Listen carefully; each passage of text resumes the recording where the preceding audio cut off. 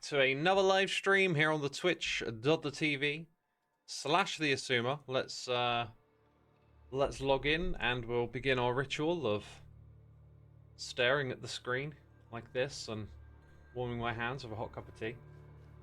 But it's freshly been brewed, so we got a minute or two first. The plan for today, because we do indeed have a plan. Oh yeah, I forgot about that. Roma's been left unguarded, time to invade. Huh. I wonder if XB is watching the stream or talking to Corrales. Yeah, we have actually two plans. I forgot about this plan right here. We're going to do something with the dragon heads, but I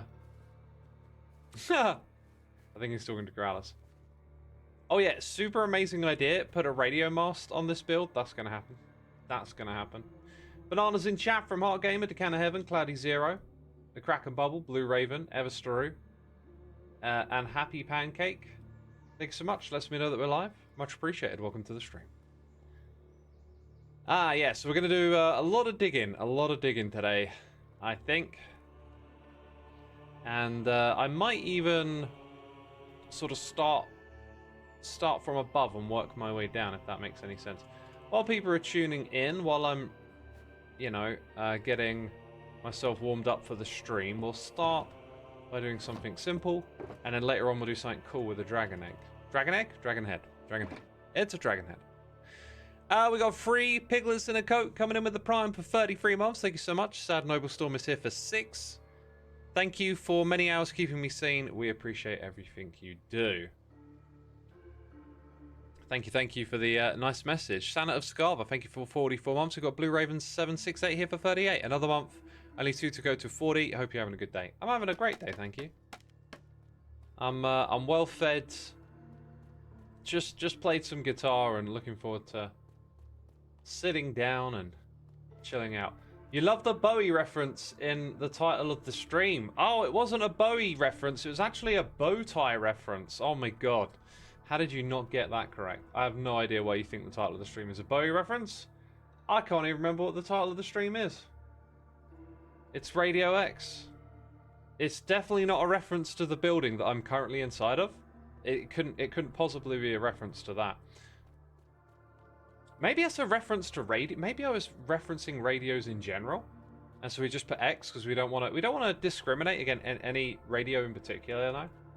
Or maybe it was a reference to references. Maybe what I wanted you to do is think I was referencing something in order to reference the reference. Reference that. Reference that, my friends. Remember that time when X referenced the reference? Yeah, I remember that time. I need some spruce stairs. I feel like I should have had a building box in that area, but I guess I packed everything away for a sort again. Yeah, look, we got some building supplies that managed to make their way back over here. Kind of feel like we should probably have more than that, but then again, maybe not. Anyway, we're going to focus on digging more than building, so this will be absolutely fine to get us through. Michael Stickle, 111 months. Seem to remember me playing Satisfactory years ago. Have I gone back to it recently? It has reached adulthood and released 1.2. And it's truly a beautiful game now. Now, I think I'm done with games. I think I'm at a point in my life now where I just don't really want to play them much anymore. So I don't think I'll go back to Satisfactory. Airwave 20, thank you for 2 months. Good afternoon is my favorite time of the day. Awesome. Well, hopefully a stream will make it even better. Yeah, I barely, like, apart from Hytale, I've barely touched another computer game in some time. And even when I get, like, little pangs of inspiration to play, like, an old school classic or something, it just, when I think about actually putting the time in to playing it, I'm just like, nah. Don't want to do that. You're here to tell me Minecraft is a game too. It's not a game to me. I don't know. It's a palette. It's like a place for creativity. I don't feel the same thing I do when I play other games. A game to me is more like something that entertains you and passes time by. I try to not do that. I try to remain on something, like being creative or learning something.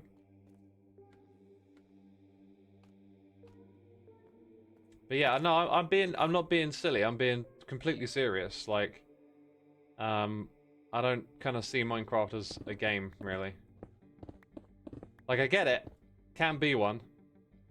Do beacon beams go through the stairs? If anything, I guess one thing you could say is that I've been playing the game of Minecraft a little bit lately. That's because I've been trying to get my hands on some loot and stuff from trial chambers, and like all it was just grindy running around, you know, hitting mobs and basically doing like a loot box roll to try and get loot out of a particular chest, and that's so I can get all the record discs, right? Because that's part of something we're doing this season. That felt like playing a game. And, you know, I enjoyed it a little bit, but I was also just like, I can't wait to get back to the creative stuff. The stuff that really matters.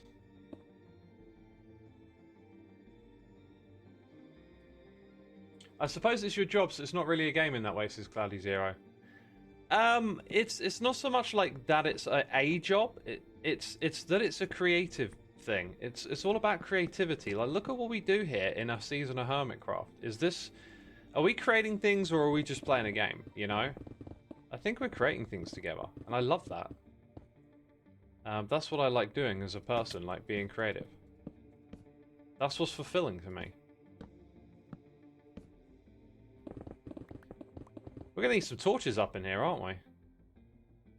And some more crying obsidian. I need to put those, like, pillar bases down, I guess. Apparently I missed them in this area for some reason. So a little bit of that on the hotbar, and then some torches, which we're out of. So, 1, 2, 3, 4. By the way, I went and visited a trial ruin, and oh my goodness me, if ever you wanted an example of why the inventory is broken in this game, spend 5 minutes in a trial room, and your inventory quickly just turns into a disaster. It was awful. It was a bad experience. Oh, actually, you know what? For the crying obsidian stuff, I kind of don't want it in there. It's just missing here. That's like the one place it's missing, and then everywhere else is actually where I want it to be. Fair enough. Wolf House says Minecraft is more like a canvas. I agree, I agree. And now I've got a hot cup of tea and I can talk to you all in chat. There he goes about the inventory again. Yeah, let's not go to the inventory again today. It's a conversation I'm sick of. If I could pivot to conversations that I'm interested in at the moment, and maybe some of y'all could reflect on what is interesting to you. Things in my mind currently is like artistry and being in like flow state and learning music. I've had some consistently great sessions with the guitar and piano lately, and I'm learning just how to like nurture that time better. So that's one thing that I've been on my mind. Another thing is like this kind of current wave of like AI reckoning where the backlash is like really ramping up, but also feels to me like we're seeing the future. Like there was a lot of discussion about where this was going to go, and now we're starting to see it. And one of the places that it's particularly problematic is propaganda, and how it's being used to sort of this term called flood the zone is really important to understand. And I feel like I've become a victim of propaganda because, as I've heard it explained several times recently, and this kind of reminds me that there's this circular nature of ideas, and I'm never sure if it's like the algorithm sees you latch onto a topic with your attention span, which it's tracking. You know, if you're on YouTube, it's tracking that. Does it like notice what catches your attention and then like moves you into that lane, or are creators just circling ideas for content? Like the new take on the situation comes up, and now are all the creators getting on the bandwagon? I'm not sure which one it is. Red Eye says first one. Probably both. Like, it'd be interesting to know. It's not absolute, is it? It's never 100% one way or the other, so an element of both. But how much? As a creator, I think I naturally sway more towards the creator bias. And as a podcast consumer, that also reinforces that position, because I've definitely felt like I've heard like a idea ripple through the podcasts that I listen to, and it's like all of a sudden this is like a fact now or something. But hey, everyone's up, you know, have your own opinions on it. Just, you know, think about it. Critical thinking, I think, is important. So yeah, propaganda, right? Like, what I've been hearing the explanation of propaganda recently is that it is to get you disinterested and unengaged. That is like the outcome that they want. And I kind of feel like that's what I've been doing for a while now, like keeping my head out of the news cycle, being tired and fed up with it.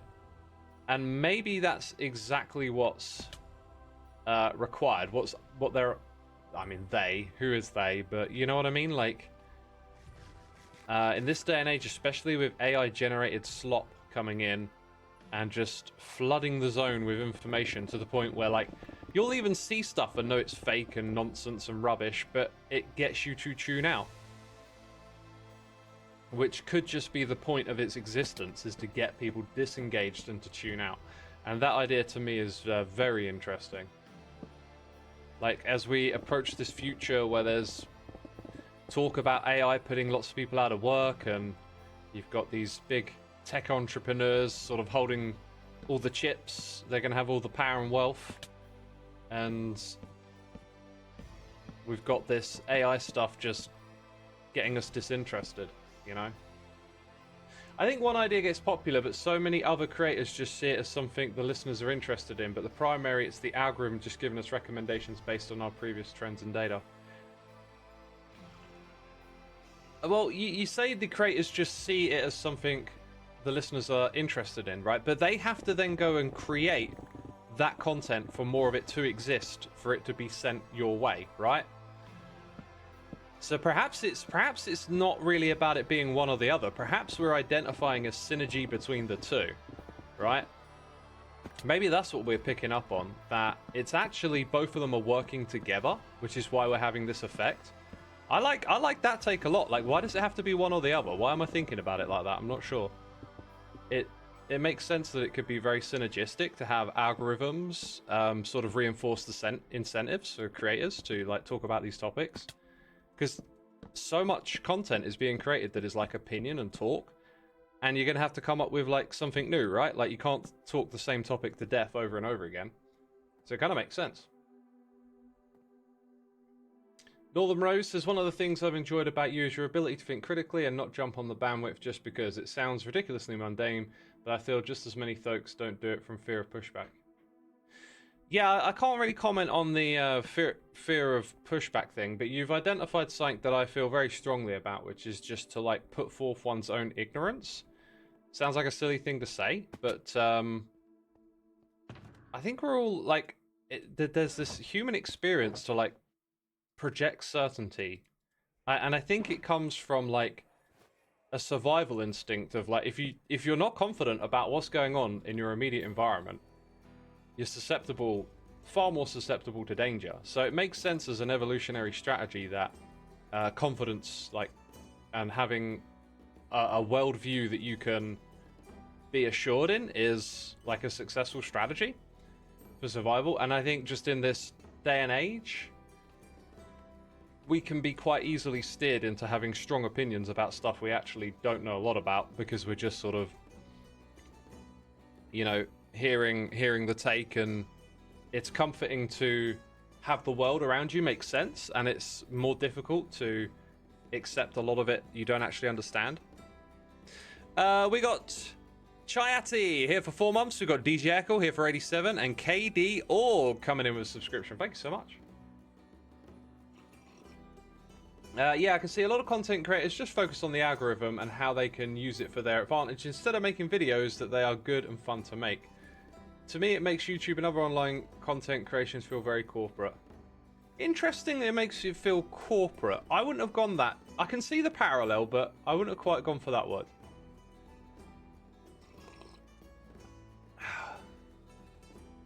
Is it crucial? It's crucial though, isn't it? I can't trust anyone who can't be open to being wrong.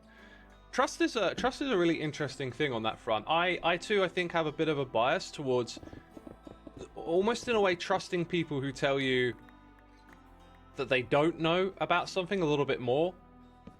like, because they open up about their ignorances. But I think that can be a bit of a double-edged sword if someone wants to use that against you, because, like you know, they can. When someone tells you they don't know something about a lot, and then that one thing they do know about, they're certain about, like, it creates a sense of trust or confidence that maybe isn't fully,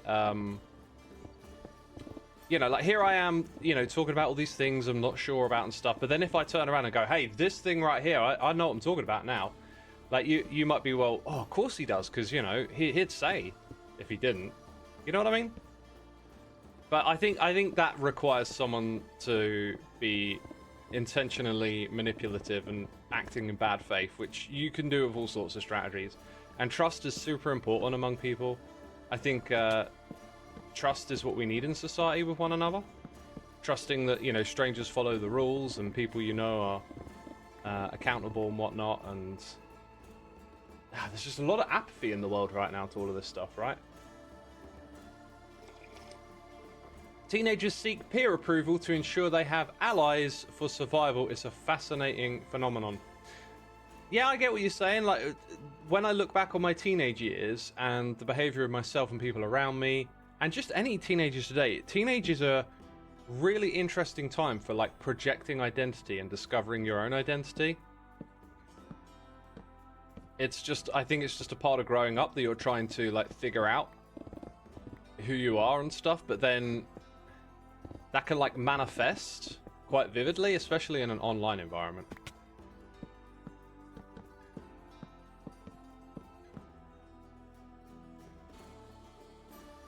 I just don't think making YouTube videos for trying to break the algorithm, I think that just leads to people burning out. I just don't think mindlessly making videos is a healthy way to try and make a living off media, says Lark. It doesn't sound like it, does it?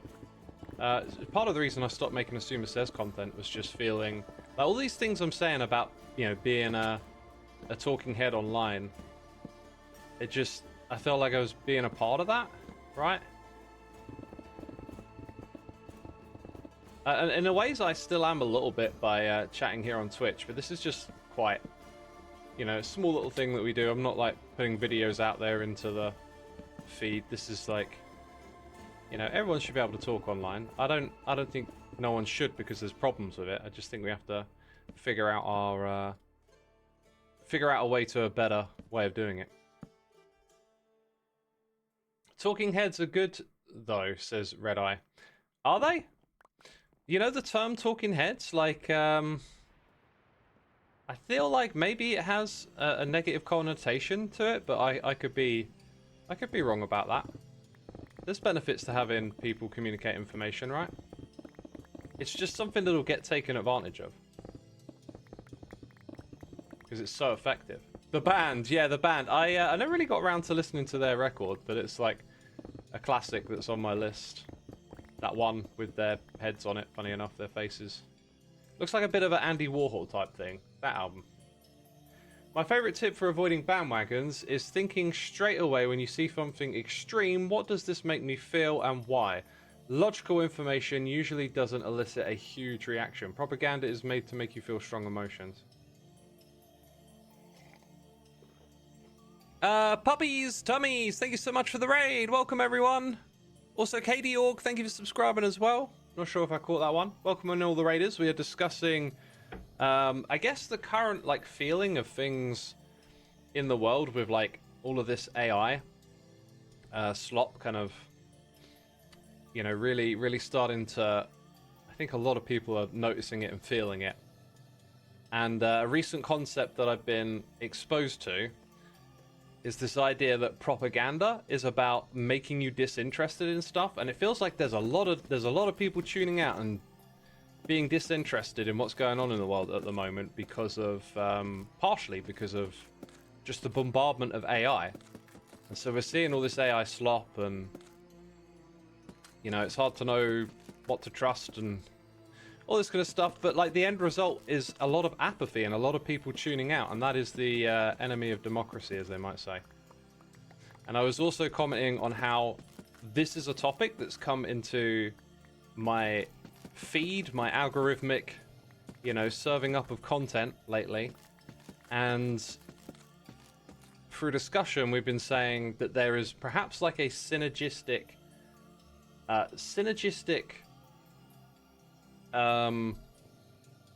like, yeah, a synergy. There's a synergy between the two, that new topics that grab people's attention create an incentive for creators to sort of get on that bandwagon and make more content about it. Because, you know, once I saw it in one place, it just, over the last week, I seem to have seen several things in a row touching on this topic.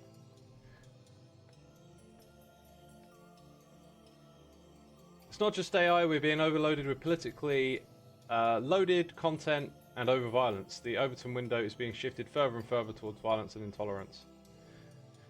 Describe to me the Overton window. It's been a minute since I heard that. I'm not a native speaker. What is synergy? Synergy is like, I think the word is close to synchronization, which means things that are in sync with each other, running in parallel, running on the same rhythm.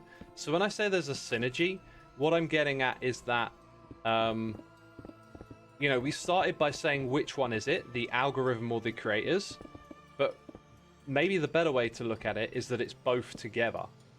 It's, you have an algorithm and you have creators that want to make content that works in the algorithm.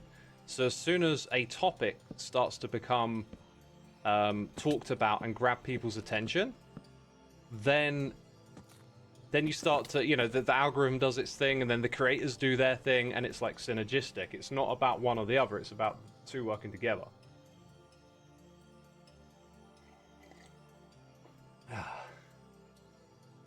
Overton window, the range of policies acceptable to the mainstream population at a given time. Oh, yeah, okay, that makes sense, yeah.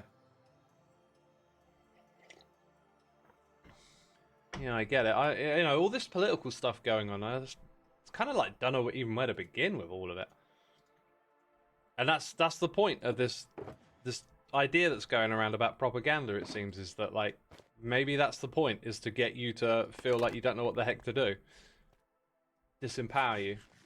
Just keep bombarding you with chaos.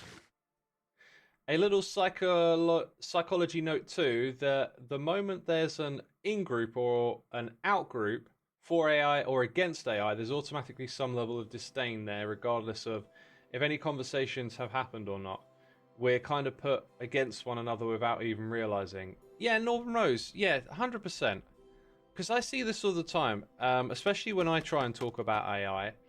You know, and I recently I've been taking the mick a little bit. You know, I'll start going, oh, AI, oh, icky. Like, that's the tone that comes across lately. But it's like, I don't want it to be about, like, declaring which side you're on. I think it should be about having more knowledge, being more informed, being better informed, being exposed to more ideas, and being able to think critically a lot about this stuff. Someone shared with me, actually, one of the best AI talks that I'd heard recently. And the reason I say it was one of the best is because this person was, like, seriously proposing solutions to the problems we're facing with it. A lot of them involved, like, being very democratic about how AI gets used and deployed in various places, and, like, bringing people into the fold. And then whenever he was asked, like, a tough question, and some of them weren't particularly tough, they just sort of sound tough, you know, when people push back against an idea by maybe saying, oh, what about our freedom to do whatever the heck we want, you know? And this guy had really well thought out answers for it. If you'd like, I'll go and grab the name for anyone who's curious. And give you more information. So have your thumbs or fingertips at the ready. Like, if I was still doing Xisuma Says, I feel like this would be, like, one of those moments for me to take all the ideas and, like, write a script and stuff, but it's just not where my head's at lately.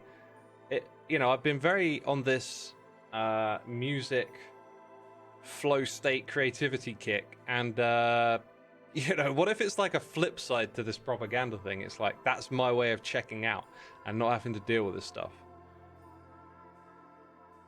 Okay, so this is...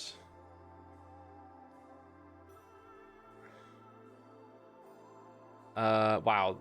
Maximilian Casey, I think?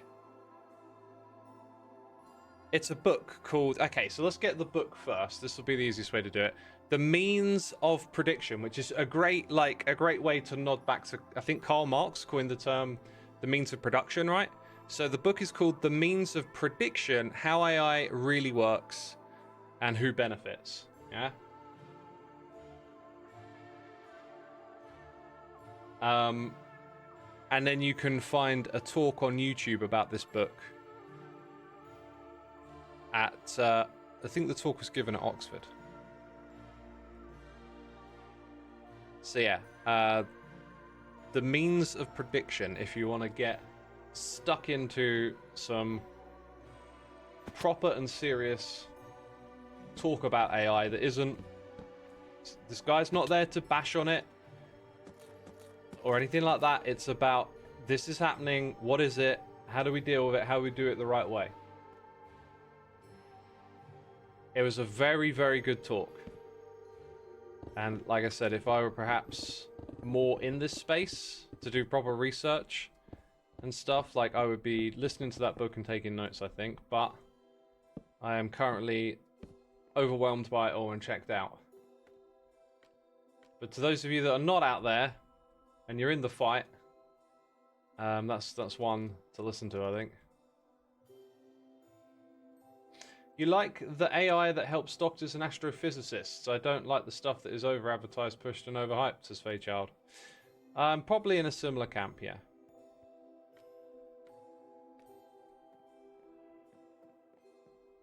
But yeah, fantastic talk that I listened to. And it's based on that book. And you can find the talk online on YouTube as well, if you want to just listen to that. And for me, I was really impressed of how he answered the questions when people came along and pushed back against his ideas. He seemed very well researched and prepared, you know? You're really interested in and horrified by the concept of AI psychosis? Yeah, I mean, like, it's it can be a sycophantic voice in your ear that just backs up whatever you think, tells you you're always right. Has no actual, you know, there's not a person behind it. It just goes in all sorts of wild directions. Can send people down rabbit holes. It's mad stuff, mad stuff.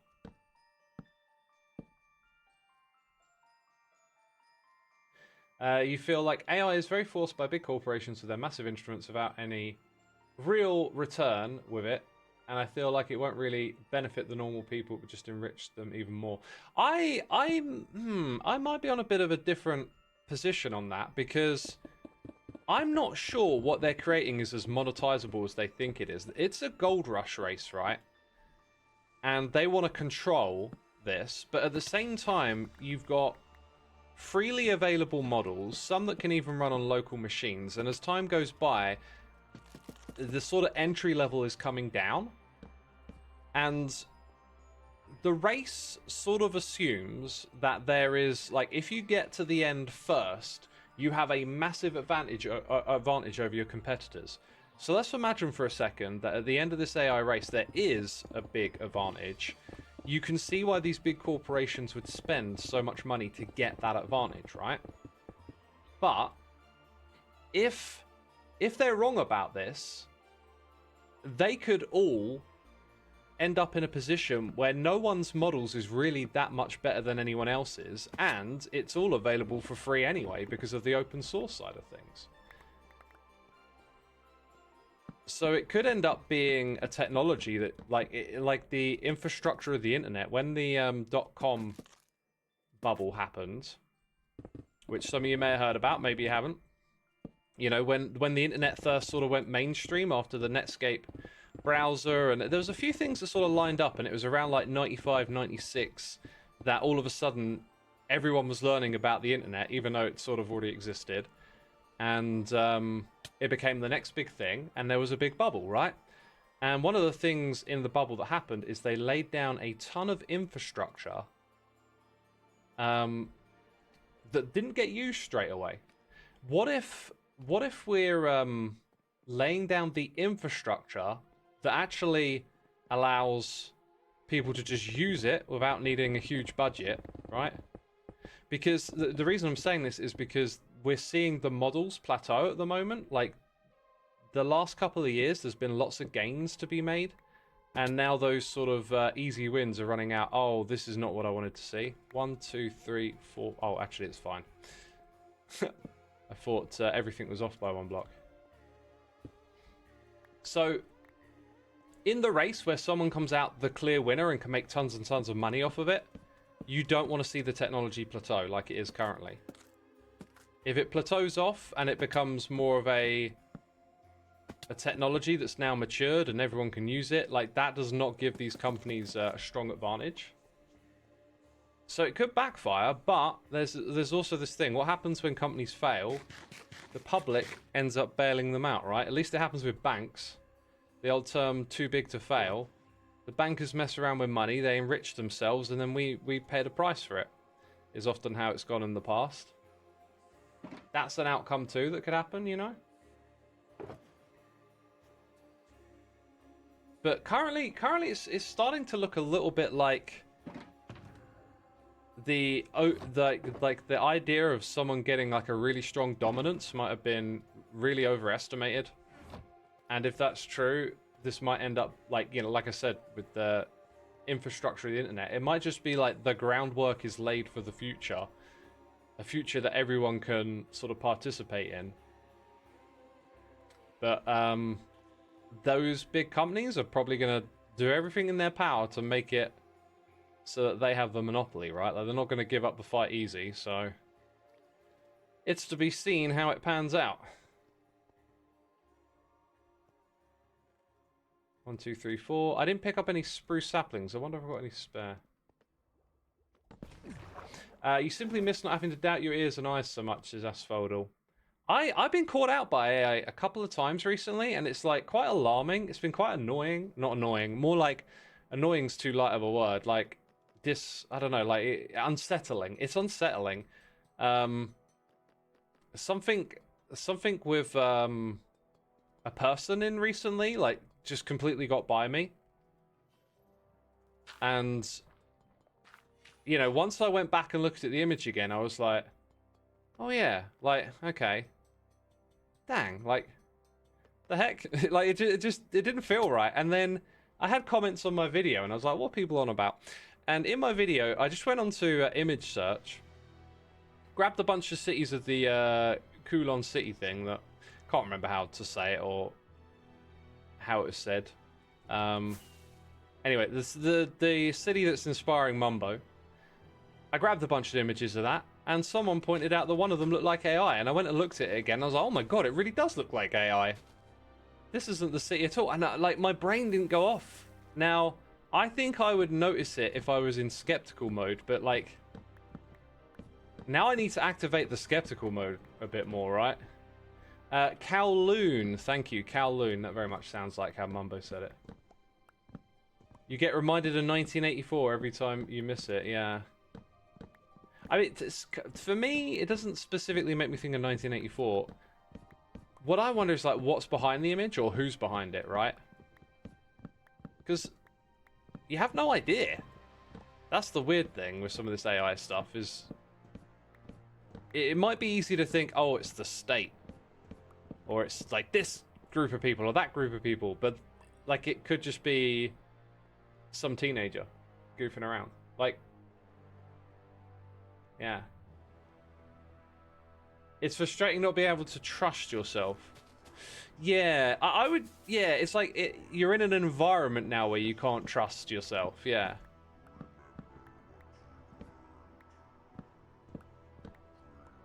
You shared things you thought were funny or cute, only to realize it was AI and then had to analyze stuff. And it takes the joy out of just enjoying things. Yeah, yeah. Yeah, because I think cute videos are probably some of the easiest to slip by. You know, if you see a video of, like, a president saying something really wacky and wild, you're going to be like, ah, you know, I can see why this would be fake. Whereas if it's... You can even do stuff with, like, random people on the street, right? You have a fake of someone random on the street. Like, here's something I'm super skeptical about, right? When you go online, you can be shown content of people behaving badly, right? Everyone knows what I'm talking about. Everyone's seen a video of some line online where it's like, the point of the video is, look at this person breaking the norms of society and how their behavior is like really unacceptable, right? Now, the thing that often goes along with that is that they get attached to something. It's like, they'll attach it to like Black Lives Matter, or these protesters, or like January 6th, or like some group of people. It doesn't matter what side. Like, it's like, here's the bad behavior, and here's the idea that they're a part of this side or that side of the current thing that everyone's upset about, right? I hate those sorts of videos. I disengage with them, and I disengaged with them, I think, long before AI as well. I really always dislike seeing a video of someone behaving badly and then the suggestion that they're a part of a group, because people can behave badly and do terrible things, but it's like, people often do that in a bad mental state or at a low point in their life, and it's usually not indicative of a broader group. And I really don't like how that like paints people off of one person's particular actions. So I've always been dubious of that, and I think it helps me a little bit with some stuff like that if it's AI generated. I was already not in favor of that kind of content. It's the in-out group mentality again. There's always disdain initially. Yeah, I think the in-out group thing, I think I might have a natural pushback against that. I feel like I've always wanted to like understand topics and things from like a kind of like, can't we all get along vibe. Like, I remember learning about my isms, you know. I could mention some isms, and then we could get into a heated row over why this ism is terrible or that ism is terrible. But like, ultimately, I kind of just wanted to like understand as much as I could, and in a way where it's like, can't we see across these sides, across these divisions, like, can we find, I mean, it's not so much about finding a middle ground. I just really dislike the way learning about this stuff and having ideas about how the world operates becomes this big sort of me v you type thing, right? Always disliked that, really disliked it. What isms? Oh my god. Capitalism, socialism, communism, fascism. Oh my god, that quote is coming into my head. Oh my god, there's this brilliant quote by this guy, I forget his name, but he used to design cities and stuff, and it's actually, the reason I know this quote is because it's in a song of mine that I haven't finished. It's from this Industrial records that I had to like have had on ice forever, but the concept is just to make some really like dark, crazy industrial music, and then throw it together with like crazy quotes that people are saying. And there's this one by this guy, and he's just listing all the different isms just like I did, and then he just goes on to this ramble about how it's like all divisive and how there's no actual boundaries between people, and it's all like used to split you up, and it's a really great little ramble. Absolutely love it. Man, I want to finish that record one day. One day I want to finish that. I need to find more stuff to put in it though. There's like a plethora of stuff these days with podcasts where you can just find like very quotable moments. But my ear doesn't pick them out. I don't feel like it ever picks them out. Like, if I listen to music, my ear can pick out samples. Like, I'll hear a drum break or like a bit where like the bass drops and I can hear like a loop or something and then go use it. But yeah, not so much anymore.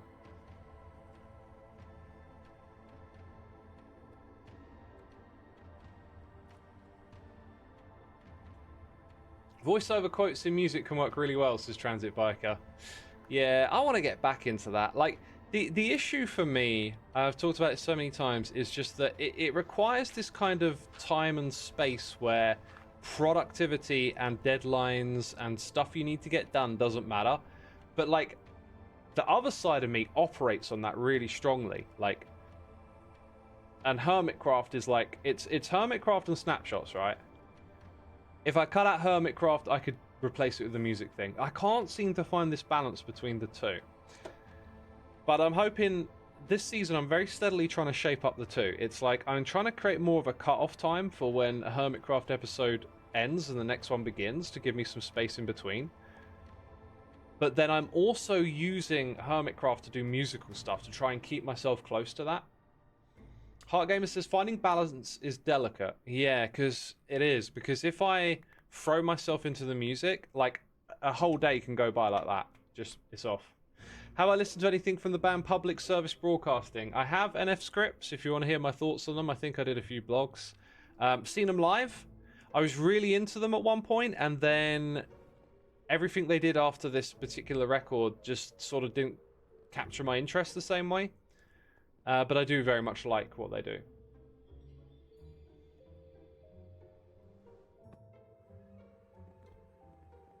So yeah, how did we go down that crazy tangent? The ists and the isms, or whatever. They're just divisive. I never remember where these discussions start, do I?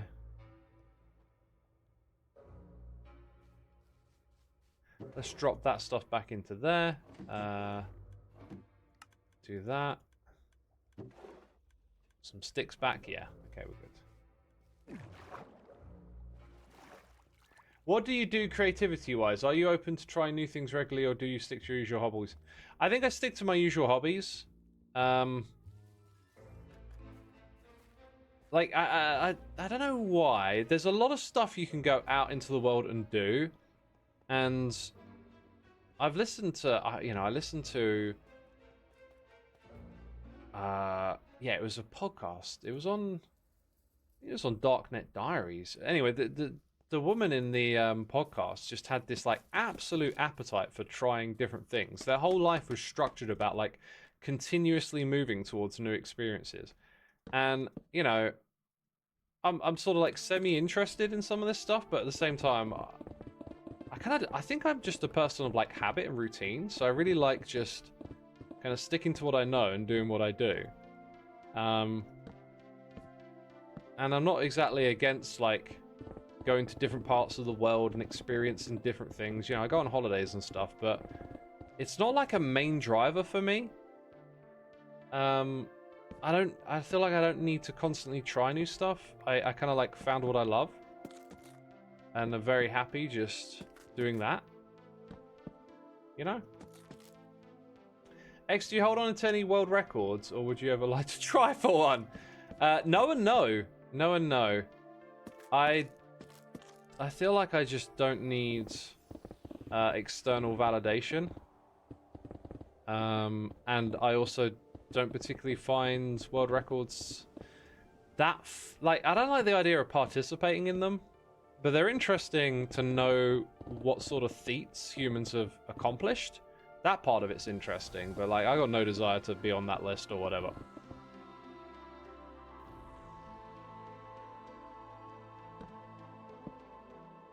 No desire. X, that's real. I try and stick with what I know. I find it easier to learn if you have some background in it. Yeah, that's another thing, right? Like the beginning steps of learning something new can be like kind of overwhelming. But like when you continue to learn something where you're far in, like an instrument like guitar, it just feels so much more rewarding.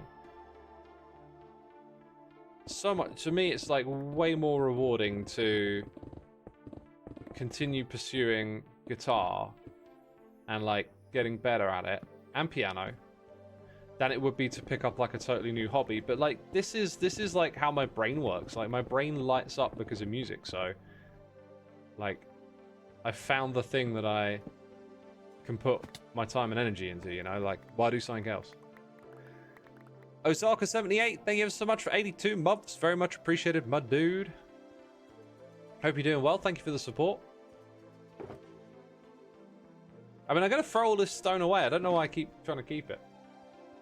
Somehow I find the opposite. The new hobby progress quickly, wherein to gain mastery over something is super slow, says the DD. That's true. That's true. It can swing like that, can't it? It's dynamic. And maybe it depends on what thing you've chosen to pursue. Like, you can learn a lot in the beginning about something new. That's true. Maybe again, I said a moment ago, I'm a person of like habit and routine, and being productive is sometimes a part of that. Like, one of the things that, so early last year, probably around this time last year, I decided to do this Brilliant course and learn music theory and like just investigate like other learning things to see if I could like find anything. And although a whole bunch of stuff like interested me, I couldn't really get that deep into anything. But I noticed that part of the reason why is because if I do music or if I do YouTube, I feel like I'm achieving something, whereas when I'm just learning for the sake of learning this new thing and it's not tied to anything, it's really like demotivating for me. If there was some sort of stake on the line, like I like learning logic and puzzle and coding concepts through computer games because like you get a sense of achieving something, but like it often with no real world tangible connection. If there was some sort of real world tangible connection to learning a new skill, I would probably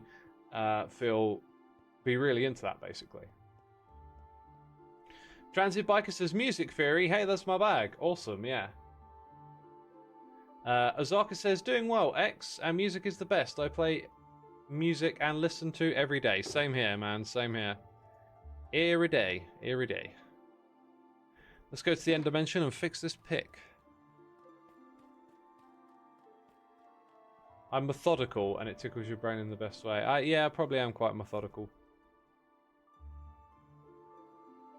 I'm always like sectioning off time and stuff. It's like I'm always creating like this queue of events. You know, like today it was like, all right, cook and clean and like get that done, then exercise and then play guitar and then get the plan for the live stream, then do the live stream, and then after that it's going to be piano, and then bam, I'll go to bed. Like, it's all lined up. It's never like spontaneous. It's always something being figured out. Friend diggity dog in the higgity house. I think he might be AFK. Yo, Powerball's mud. Oh my god, I get his shot at. We got Powerball's gifting some subs, and I just saved Rendog's life. I just saved your life, bro. Did you see that? That guy was going to gun you down. I think he might be in the meeting at the moment. It's funny, X, I'm the opposite. I like learning and theories and abstract concepts, but I don't really care about applying them ever. Just learning for learning's sake. That's awesome, dude. I wish I could have a little bit of that, because life's one big opportunity to learn, right? Dang. Yeah, that was like a slap to my own face. That just made me think some things like, wait a minute. How much does that affect my day-to-day if I don't see learning that way, right? Like, if I had a love of learning stuff for the sake of knowing it, what would that mean? Because I'm dumb with a lot of stuff. There's a lot of stuff I'm dumb at, and now it just made me feel like, whoa, maybe this is because of, like, my relationship to learning. Dang. That's deep. Yo, Powerballs, thank you so much for the gifted subs. You reminded me to ask our mods to line up an LPMT tour. Check in the chat, see if you got gifted a sub. And of course, if you did, be sure to say thanks to Powerballs. We appreciate you continuing to support our community here, my dude. And we've got Fulse coming in with the raid. Thanks so much, Fulse, for bringing your peeps over here. We are having one heck of a chat today about all sorts. We've been talking about some real deep stuff. And right now we're talking about like the roots of creativity, learning, behavioral patterns, psychology, just all this stuff just mashing together. One thing I really want to do is pay more attention to people when they try and give you advice. I seem to be really good at listening to advice from strangers on podcasts, but not from like people in my immediate vicinity. That's something I want to get better at. In what way do you learn? I'm okay in classrooms, but seeing what way I learn in lesson, I'm a real help to learn it. I learn by doing. Probably the more physical, the better.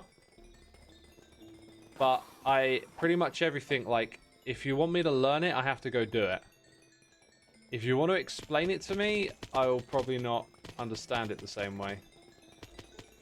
Right, we're going to do something important here in a second, but it requires me to throw all these ender pearls away. Then we're going to stand here. We're going to go ka-cha! Then we're going to get inside and look down and try and get those enderman heads. Dang it, they pushed me out. Let's try again. Got to wait for them all to drop and then ka-cha! And then in you get. Dude, where are those there's so many ender pearls here that I can't get to the enderman heads.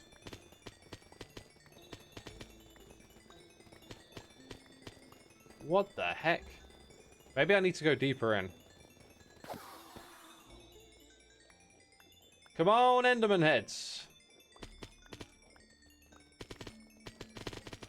Where are these suckers?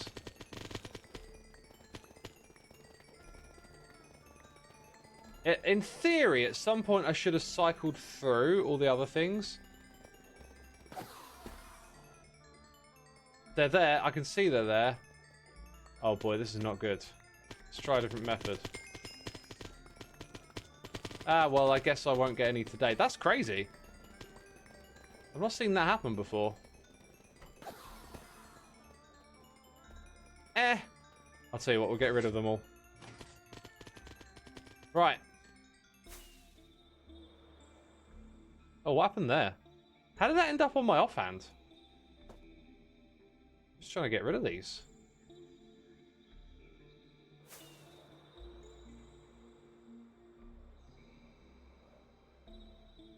If you recall correctly, Endermen are 1 in 100. I think it's actually 1 in 200. I happen to have the charts for all the drop rates for the mobs because I need a bunch of mob heads for a future project, you know.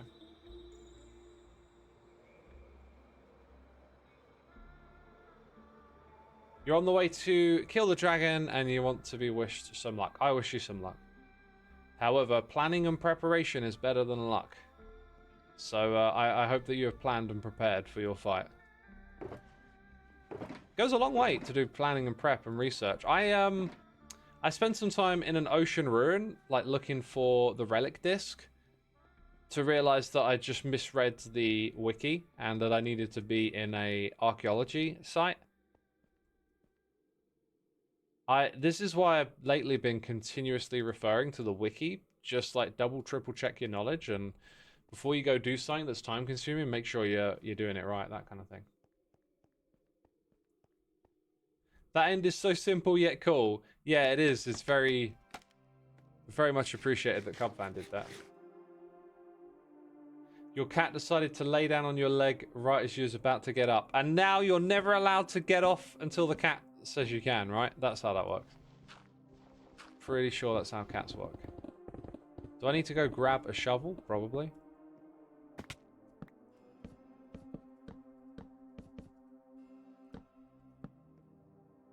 Oh, and that's why I probably had the axe on me as well, because we're still stripping logs out here. Did I get the trial chamber disc? Yeah, I did. I spent most of last night and today grinding for that, among other things. Like I said earlier, that was playing a game, right? Like I started to grow tired of it pretty quick, because it was playing a game. Instead of being creative and exploring ideas, I was just grinding something out in a game, which I don't like doing. What did I say it was? Axe and shovel. Do I mostly play at night? I kind of just play in waves. Like, I like to break up the time at the computer, so it's like most days is like exercise. Well, I say exercise, like I go for a walk first thing in the morning, then I'll come back, have a cup of tea, and like do some stuff at the computer. Sometimes that can be like admin and whatnot, because you know you get a bunch of messages first thing in the morning and you got stuff on your calendar that needs doing. But you know, that, or I'll start to get into whatever I'm doing on Hermitcraft, right? Then after a while I'll go work out, I'll cook and I'll eat, and then I'll go for a walk again, and then I'll come back to the computer and I'll probably do some again, Hermitcraft stuff. Although I've been experimenting with playing guitar in the middle of the day a little bit more. Kind of like that. Yeah, and then it repeats again. After a while, it's time to go work out, and then cook and eat again, and then I'm set up for the evening. And so the evening will be like a much longer session at the computer, broken up by some piano or guitar practice, and maybe a live stream, right? That's generally like the rhythm of my days. It's just sort of back and forth between breaks from the computer with the other things that I prioritize. You think I'm the person to go to bed 8 p.m. sharper every day, says Alice So Cool. Alice So Cool, look at your clock. You're full. I'm joking. Probably in a different time zone. Considering that it's past 8 p.m., that theory has immediately fallen apart. Dev's just pointed out the same thing. The DD says, speaking of workouts, how do you do it? Because I notice you're pretty shredded in your guitar videos. Yep, it's not about what workout I'm doing. It's that I do my workouts consistently. That's it. I get some comments from someone like, bro, what's your workout routine, man? Share. It's like, the workout routine is simple. You turn up and you do it every day. It's different for everyone, though. Because my routine might not be your routine. There's not a routine that gets you looking a particular way. It's not how it works. Are you saying that consistency, effort, and time is the answer, but I want to be lazy and shredded, says Dev? I mean, you could be lazy and not, I don't know, like, it depends what you think shredded means, really.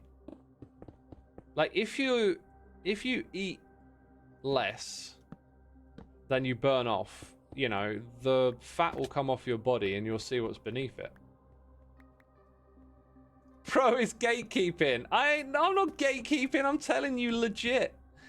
It's one of the things that really annoys me, is that this attitude of like, what's your workout? How is it that you look that way? It's not about what workout I'm doing. It's that I work out consistently. It's that I stay on it. Like, if you're a beginner, you do not want to lift the sort of weight that I do. You'll injure yourself. Is that how you want to get shredded? Injure yourself? Also, why do you want to get shredded? Why do you want that? That's another question you should ask. Because I didn't do this to get shredded. I just wanted to get in shape and then just kept on the path, right?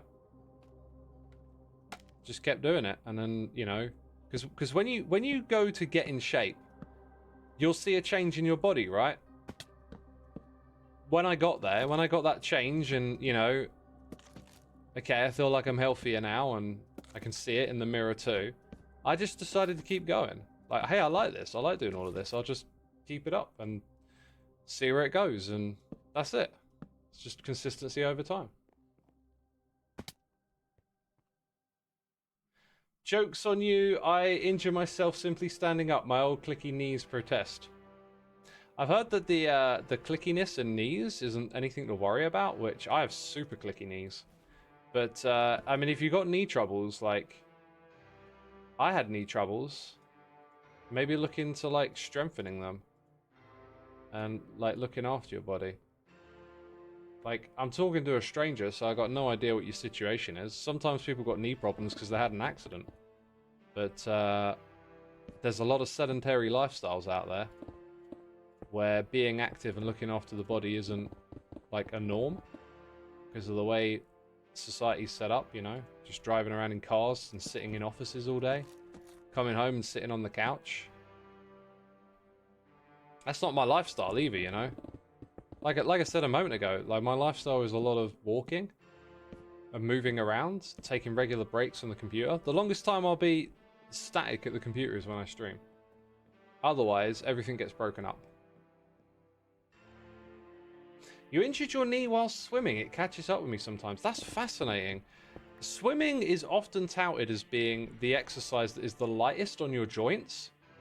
So, like, the idea of hurting a knee while swimming, to me, that's like... I tell you what it might be. It might be not the... Like, What's the saying? The straw that broke the camel's back. It might be more like that. It might be like you had a knee issue and it gave way while you were swimming. But you know, what am I doing here? Just wild speculation, really. But like the common thing I hear, like for people recovering from joint related injury, is like doctors and whatnot. You know, swimming, it's low impact on your joints apparently. Maybe they're all lying. Hendo Emperor, thank you so much for the Prime subscription. We got Dudan M coming in for 3 months. You're enjoying the streams. You enjoy hearing me talk about the process that inspired you to pull the trigger on building your own world. While it's in creative mode, the world has become an outlet for me. Dude, lean into that, man. Stay on that mindset. That's super cool. I like that it's an outlet. I like that you're doing it. It doesn't have to be in survival. If you want to do it in creative, take pride in that. You know, this game is to be played how you want to. There's no harm in having a creative world. Swimming is low impacts, but you can totally hurt yourself if you push too much. Yeah, that's the other thing. You can also overdo anything, right? You dislocated your knee swimming because of the twist motion. I guess maybe breaststroke has twisting in your knee? That's interesting. Dang, dislocating a knee though, that's rough. That don't sound like fun, you know?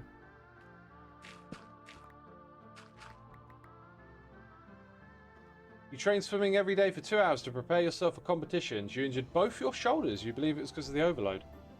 Yeah, I guess, yeah, that's a good point, you know, if you're doing it a lot. I still think that the straw that broke the camel's back thing holds up. It's just like, what was the scenario? You decided to go for a swim, like your 1 swim a week that you do for 30 minutes. That don't sound like overdoing it, but if you're doing 2 hours every day, then yeah, maybe it's the primary cause, right? Like overdoing. You know how I did my knees in, right? Because Brain Smart Xisuma over here.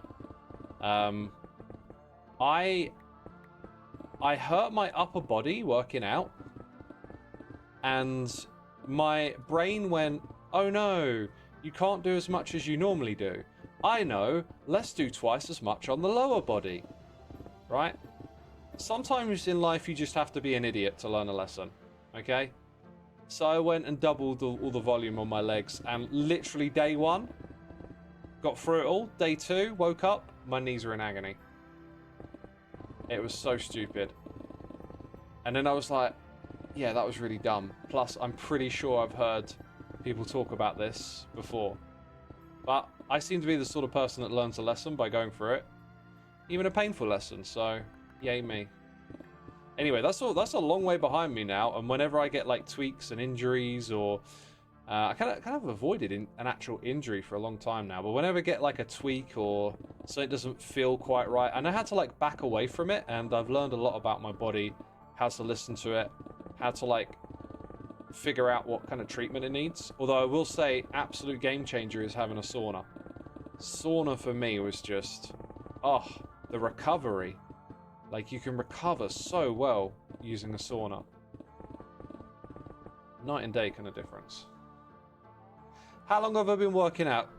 Probably started well over 10 years ago now. But I would say solidly working out for like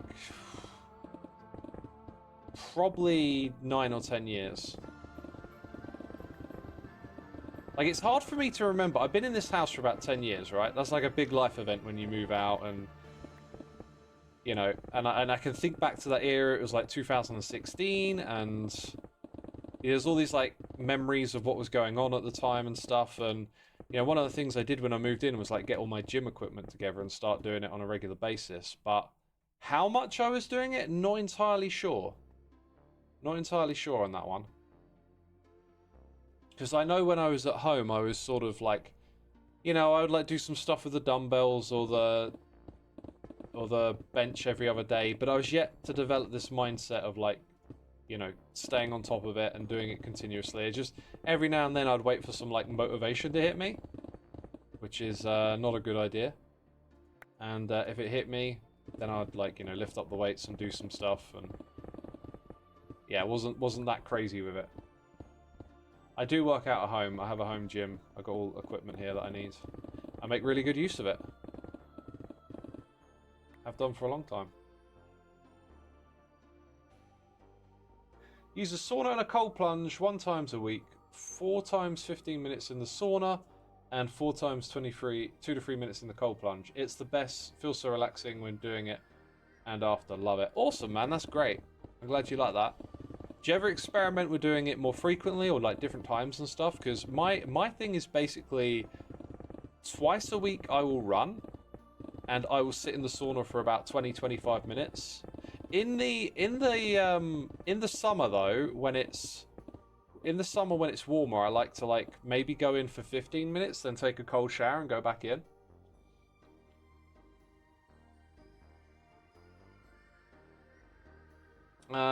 If you don't mind me asking, am I a Christian? I am not a Christian. I am agnostic. I tend, when it comes to this stuff, I tend to not be about belief. I tend to just, assert my ignorance.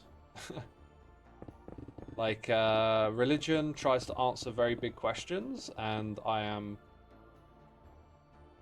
kinda yeah, maybe just agnostic is the right word. Agnostic means indifferent, I'm not an atheist. I don't want to assert certainty on the idea that there isn't God. I'm fairly confident that if there is, it's probably not the way it's depicted in the Bible or any other religious book, which I believe is written by people. But I don't want to assert any kind of certainty on all this stuff, I guess. Why should I think I have the answers? I also kind of like and embrace the mystery of not knowing and things being unanswered. It doesn't bother me. I think some people get bothered by it and want an answer or a solution or something, you know? Some people want to believe there's an order to everything. I don't. Agnostic, I've got cream for that. I'm also, I try and explain this every now and again on chat, but it really doesn't go down too well. I'm also a determinist. My gut, I'm gonna use the word belief here because I don't really like the idea of believing in stuff. Belief is sort of an assertion of something to be true, but that's rarely factual, and facts and truth can be elusive in some ways. Really being able to prove stuff can be a strange thing when you try and get down to the weeds of it. But one thing, that I believe in, again, that word belief, because it's I can't actually know for certain. But I'm a determinist, so I think that people don't have free will, and that I don't have free will, and that we're definitely experiencing, right? I think I can say we're experiencing something. The old I think, therefore I am. That's pretty solid, right? There's an experience happening here. But I believe that free will is an illusion. I think that if you imagine a sort of chemical reaction inside of a controlled environment, you throw in a bunch of colors into a mixing bowl, I think you can then unwind that process if you could reverse the direction of time. No, not nihilism. I'm not nihilistic about it. I'm actually quite positive about it. But imagine you've got a bowl and it's spinning and you chuck a load of colors in, and imagine watching it all in slow motion, right? We happen to know that if you chuck a load of colors into a spinning bowl, it'll probably give you a good old uninteresting brown at the end of it, right? That's what all colours tend to divulge into. But anyway. Now, if you could reverse time, what's happening inside of that bowl where all these colours are meeting each other and interacting? They appear to be governed by physical laws, right? Immutable laws of physics and reality. And the arrow of time, as I've heard physicists discuss it, goes in both directions. We're experiencing it in one, but it can technically go in both directions, right? So imagine that bowl of colour undoing itself. And you know, you have the initial conditions, all these different bits of colors being thrown into the bowl. You have the speed of the spinning bowl. Like, you can run it over and over again, and it will just produce the same result. Then you can go and tweak the beginning bit, you know, spin it a little bit faster, take this color out, move that one over there. And then you get like a different shade of brown at the end of it, you know? And I kind of think that that's what's happening, just on an unbelievably vast and complex, you know, dimension, which is like, you know, the universe and the start of it and where we are right now. If you could pause time, go back a minute, and then hit play again, I believe it would just play the same way again, right? So, although I have experience, I don't think I actually have agency and free will, because there are conditions before my existence and before the moment I'm currently existing in that lead it to be this way. And that might sound really strange because you have this experience of like making choices and stuff, but there's little experiments if you're open to you know, embracing this idea and thinking about it a little bit. There's interesting experiments, like you can ask people to think of a movie, right? So you get a movie in your head, and then I could maybe guess what movie you're thinking of by picking something that's relevant or recent, or picking a classic. But if you examine what movie came into your head, you're probably not thinking of that like, that movie was a 5 out of 10 that I saw 15 years ago on a rainy night on a very forgettable work day. Like, you're probably going to remember or think of movies that have really impacted you and taken a lot of your attention and that you thought about a lot. Those are more likely to surface in your mind.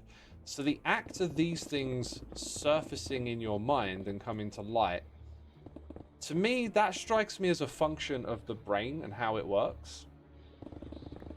You know, like thoughts they arise spontaneously, more so than through your own agency, and your experience of them makes it feel like you're making choices and stuff, but I actually believe we're not, which is really strange. Often when you talk about this, people start to say like, you know, why bother? If I don't have free will, why get out of bed in the morning? And my answer to that would be, well, give it a try, you know, and you might find that you can't choose to.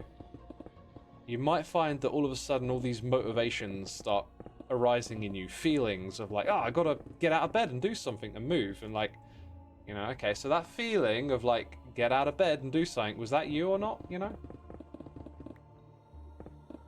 You have the free will to get out of bed or not, says Becca. Yeah, so then, okay, so then like, try and stay in bed forever, right? What will happen? Do you think you'll stay in bed forever?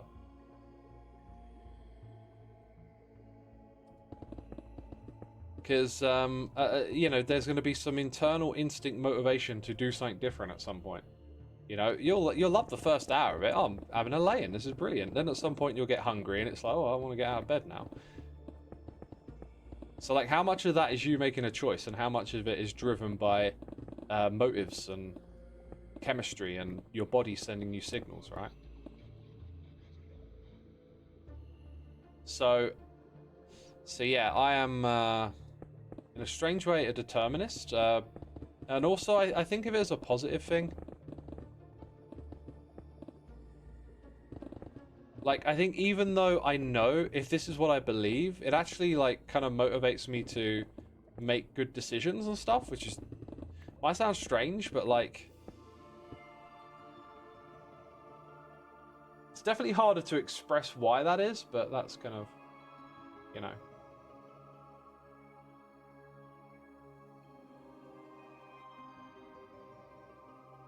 It is kind of freeing in a way that in the end we don't have any choice at all. Yeah, I find it freeing. I wouldn't. It's not so much that there's like a lack of choice.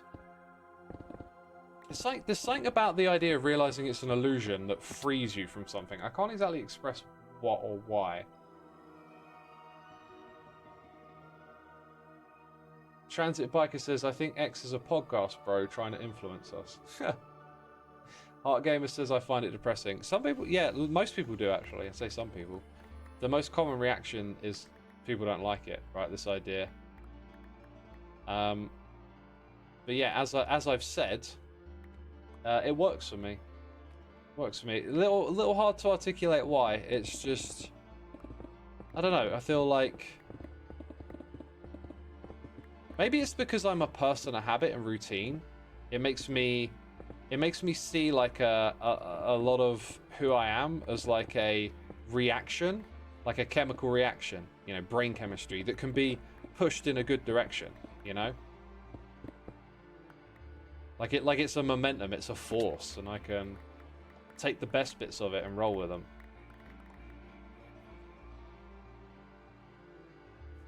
You've had too many deja vus, sometimes weeks in advance, to think at least some part of our experience is deterministic. However, I do not believe it all is. See, the thing of having deja vu as an experience is that it is just an experience. And how can we define if there is something more to deja vu or not?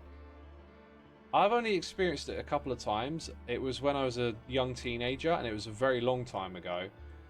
And my memory of it is quite vague, actually, but I do remember having a strong feeling of deja vu. But only like twice, a long time ago. But, you know, like dreams, you know, can some stuff just be like a byproduct of evolution? Just like, almost like a happy accident? You know, like, maybe the mind isn't perfect chemistry and it produces certain effects and phenomena on occasion. You know, like a wire gets stripped and you have that feeling of deja vu. It could just be that. Lorax Kilgore Pendra, thank you so much for 53 months. Hello, how are we all doing? Doing good, thank you so much. For 53 months, we've got Bilby2121 coming in for 24 as well. Much appreciated. Peeps, I think we should do an LPMT tour. And also, I'm going to make another cup of tea. So I've got to go boil the kettle and stuff.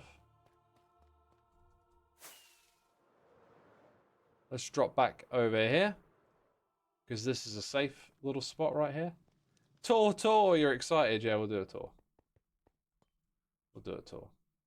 I'm going to throw the promo up on the screen just to let you know that I have music. If you happen to have not heard that before, go check out Soulside Eclipse. Peeps, I'm just going to go boil the kettle and come straight back up.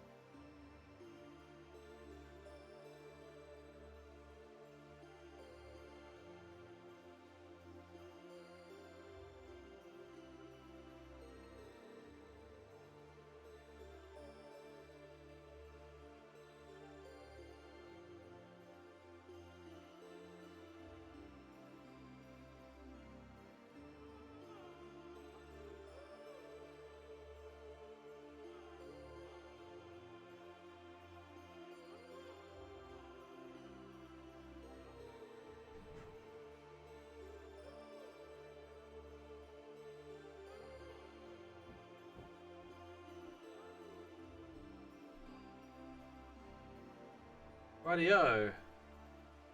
Need to grab water, says Transit Biker. Not a bad idea.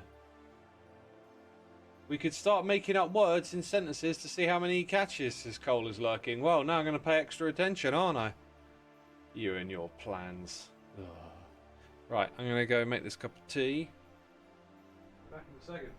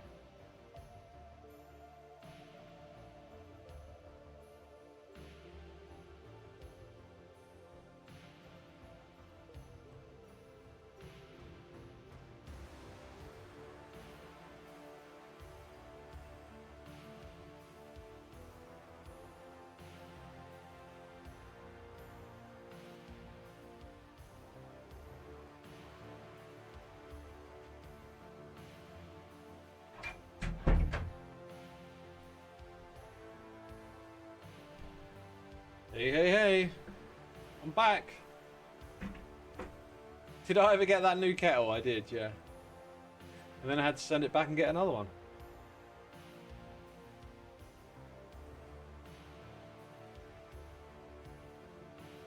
Right.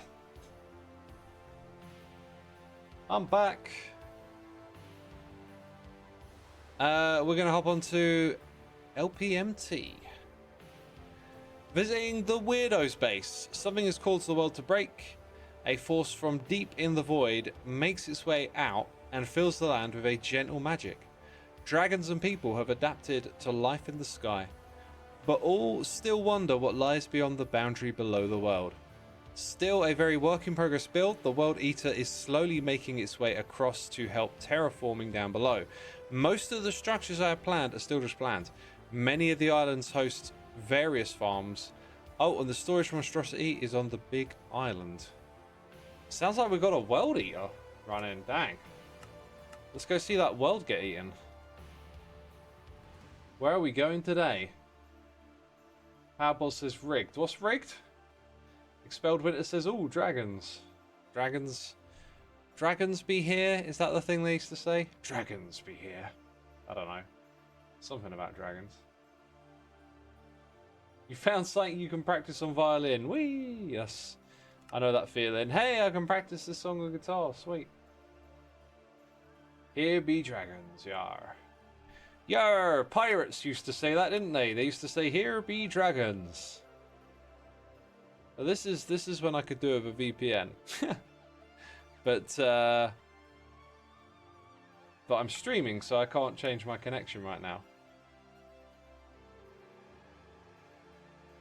Why be pirates talking about dragons?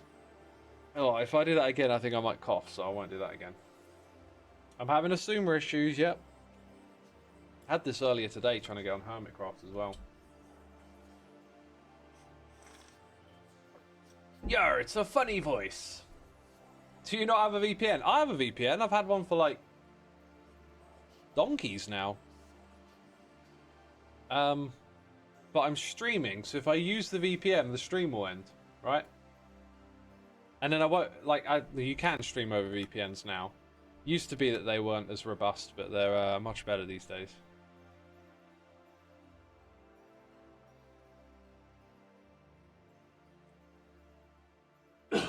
God, sorry, I need to cough. It's windy today. The internet is all over the place. Yeah, just this happens every now and then. Like, you can't get a direct line to, I say direct line, I'm just talking nonsense. But, you know, like, your connection doesn't go through or something's in the way. And, like, when you connect to a server, so instead of going straight to that server, you're now running it through a different one. You can literally think about it like roads on a map.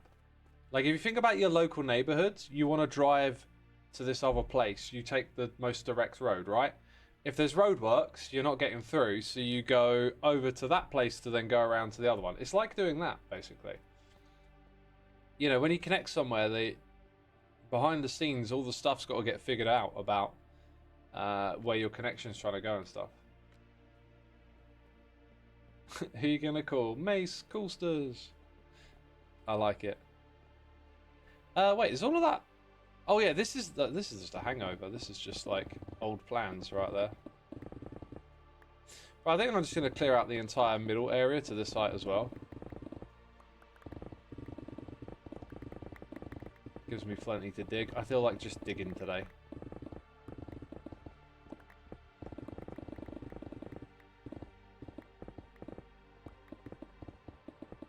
You're going to wind down for the evening and read. See you, Northern Rose. Thanks for tuning in.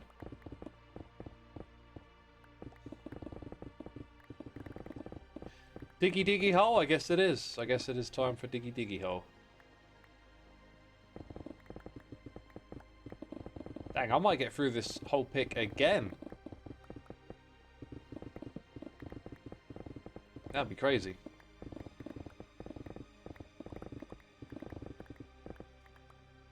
Did I figure out the escalator situation after? What's the escalator situation?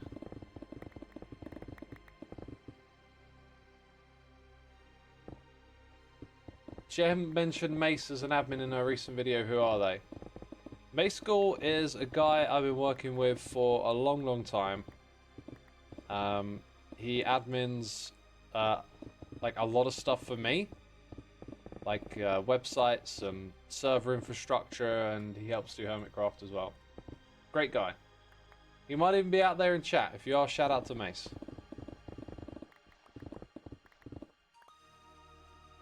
Let's throw down a torch. Hey, there you are. Hey, Mace. The hermits were talking about you, apparently. I had some server crash recently that was kind of interesting. It involved EFO and wind charges. Some of y'all might be able to guess what happened there. The Pearl launcher, yeah. Did it happen on stream? Maybe it was like an on-stream thing.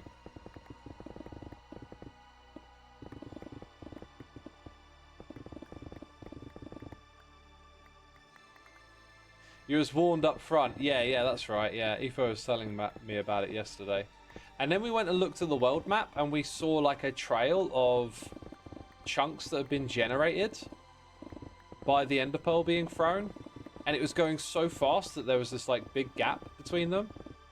And then you could see where it like slowed down towards the destination, and it generated more and more chunks. It was really interesting.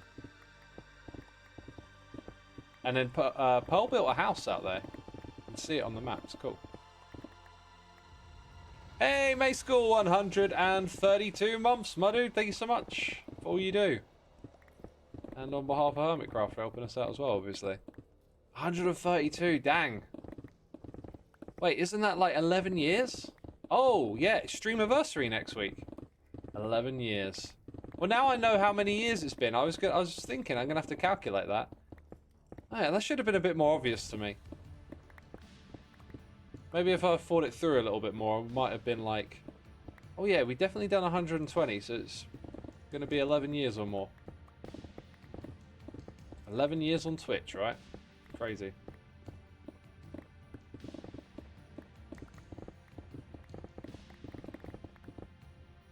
Am I at the right height here? Yeah, no, I'm at the right height.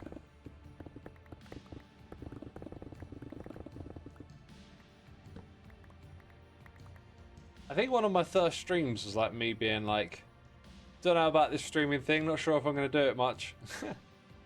Here we are 11 years later. Well, the Dev said makes me wonder what your first streams are like. I think literally all of them are on the second channel, so if ever you want to go on there and sort by oldest, you can go watch those old streams. I probably talk like this. Hello, Twitch. I enjoyed doing that in a recent snapshot video. It was good fun. You love this season space, I'm not gonna lie. Why would you lie? Now I'm suspicious. Why would you mention lying, man? That's highly suspicious. Highly suspicious behaviour. Will I do any more Doom streams? Probably not. I mentioned this early in the stream. I'm kind of done with gaming. And like, even though I love Doom and some other nostalgia games, I just would rather spend my time doing something different, I think. I mean, Doom's classic. I mean, if ever I'm like held up in a situation where there is like nothing to do other than play some games, I'll love it. Oh yeah, sure, let's play Doom. That'll be sweet. But a lot of the time you have agency and decisions, and it's like, I'm gonna do some other stuff instead.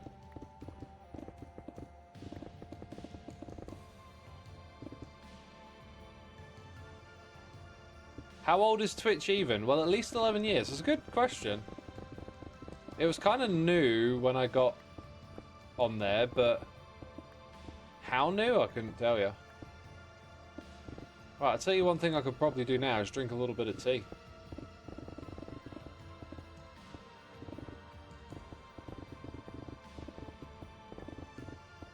Oh, there is like a thing here separating it into two parts.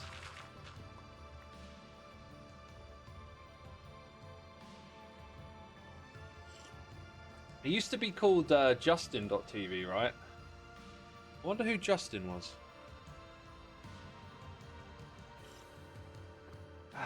Oh my god, that is really hot actually. Not as much time has passed as I thought. I tell you what, if they release another Doom expansion map or something, like, that'll probably get me to play it again. I don't think I could resist that, actually. If, like, John Romero makes another Sigil, like Sigil 3, I have to play it. That's what will get me playing Doom again, is if they make some official maps. I did at some point start playing custom WADs, just like off camera a little bit, and like they were really fun. I always love the kind of like level design in Doom. It's just sometimes a lot of it can sort of be like similar over and over again, but I just love the whole when you're playing Doom, like the walls fall down all of a sudden, and then like the whole level layout is kind of flipped, and it just throws you in those situations. Justin Khan, one of the founders of Twitch. Well, there you go.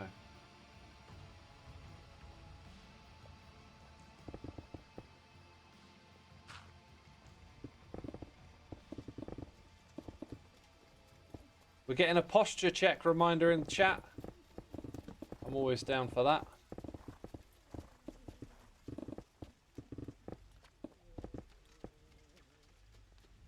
Dang, we're going to have to take a second trip to the end farm. Or just use the other pick.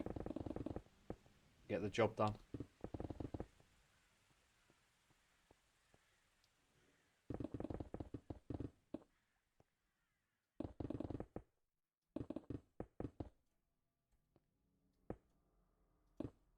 Or start turning stone to moss and use a hoe.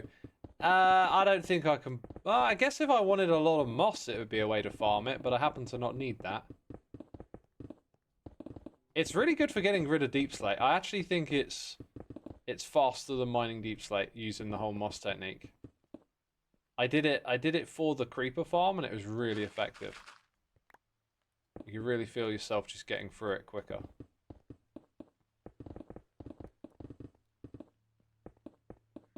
Right, I think we're just going to go to the end again.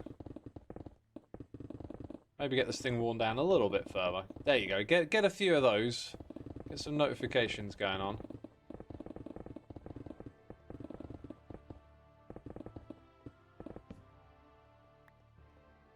Set out there.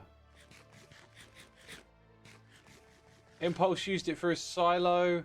Probably way faster. Oh, definitely faster, yeah. Woo, I'm going to fly up here. Sometimes lately although I've got a portal in my base, I just fly over to this one. I think it might be because I don't have to like go and walk around the little maze that is my base. But also I just love seeing the world. Like, so many things have popped up in the last few weeks that flying is an absolute pleasure. And this was earlier in the season. This was a strong contender for staying on the donkey, right? And then my donkey kept disappearing, so now I fly. Now I'm one of those people. One of those people. Those filthy people.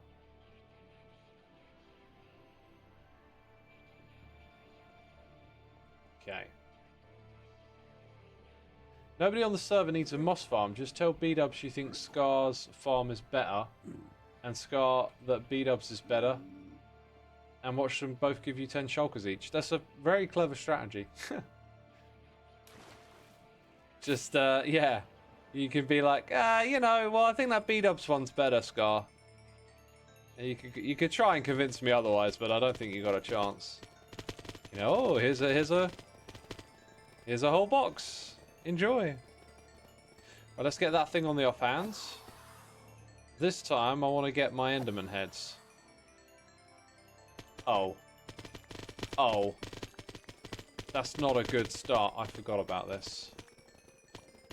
Were there even any Enderman heads there to begin with? That is another question. Worth asking. There is. Come on, we want those Enderman heads. Got him. Got him. Got him. Why do I want the heads? That is currently a secret. If you watch today's episode, I actually, I was going to do something with the heads, so you might be able to figure out what it was, but then had a bit of a change of heart after I recorded a bunch of stuff with them. Because I got a cool idea that involves using heads, but it's for later in the season.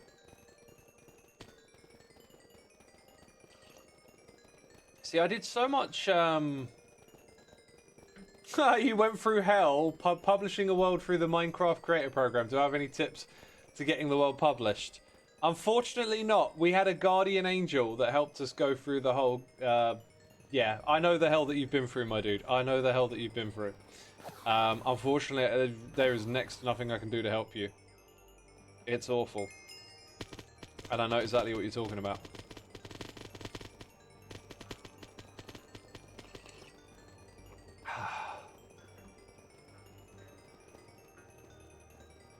Anyway, I got loads of plans for musical stuff. I've kind of lined it up now, where I've got like a really cool sort of path to walk down. I think like I've got most of the stuff I'm going to do really well lined up.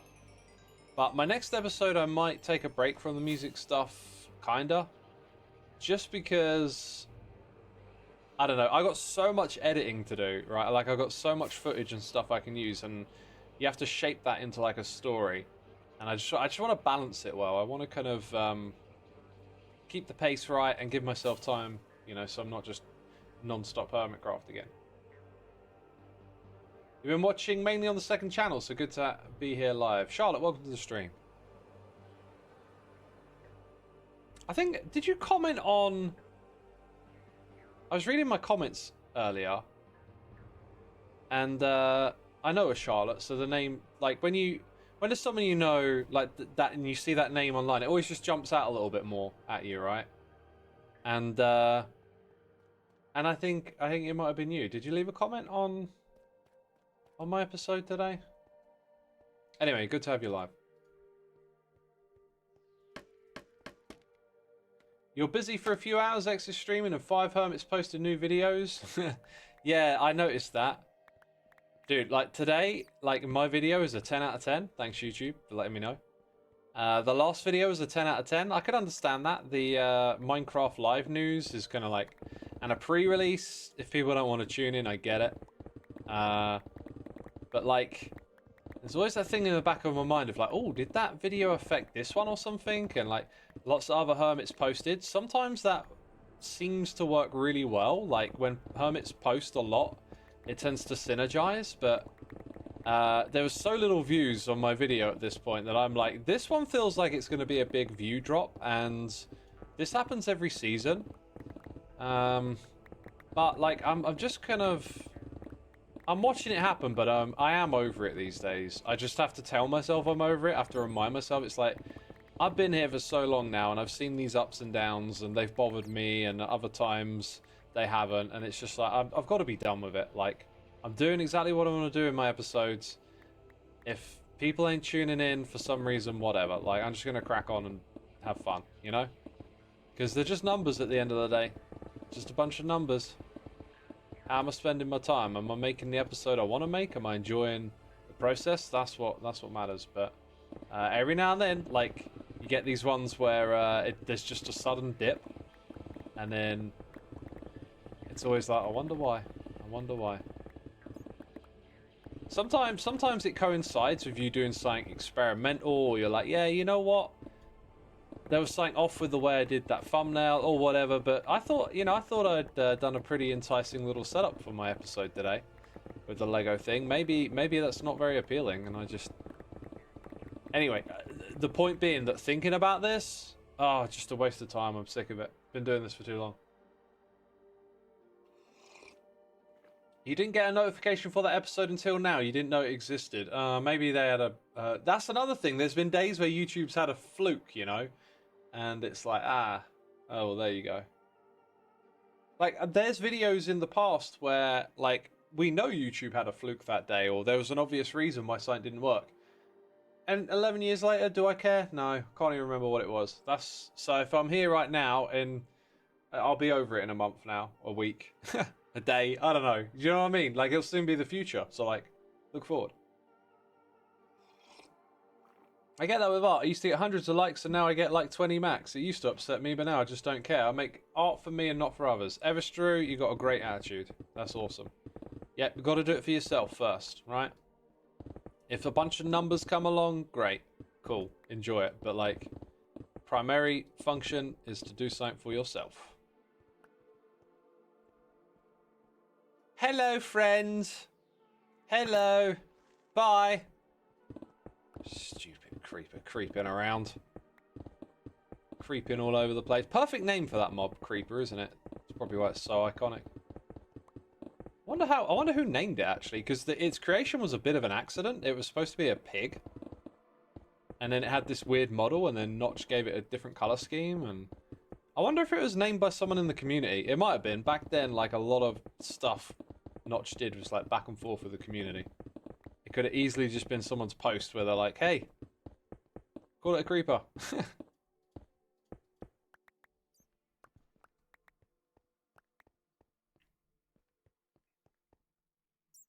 The answer to that question, by the way, might be known. It might be known, but I don't know what it is.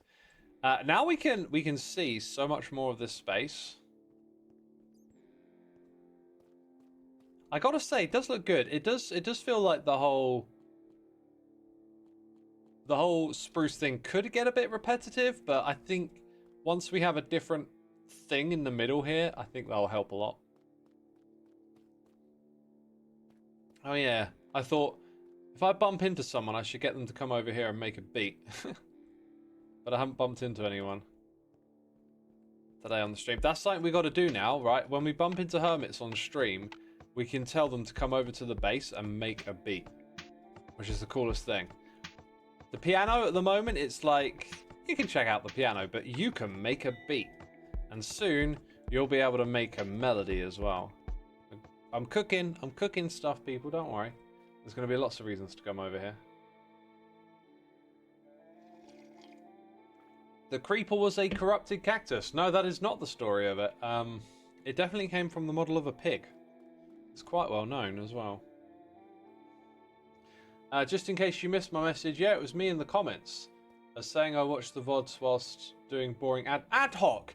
Yeah, and then I went and looked up the definition of ad hoc. Because I was like, I feel like when I hear that term, it's always military. And I was like, what the heck is ad hoc? Like, I've heard it a lot, and so I went and looked it up, and it just means like as is or something.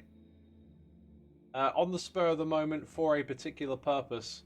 Yeah, I didn't really like understand the context, but when you're saying boring ad hoc, do you mean just like work that you have to do that's boring?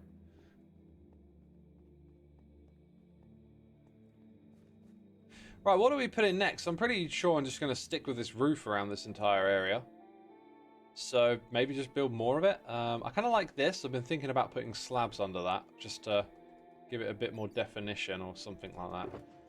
Something like that. Some words can go in that space. Definition, whatever. Let's take all of that out, actually, and put that and that in.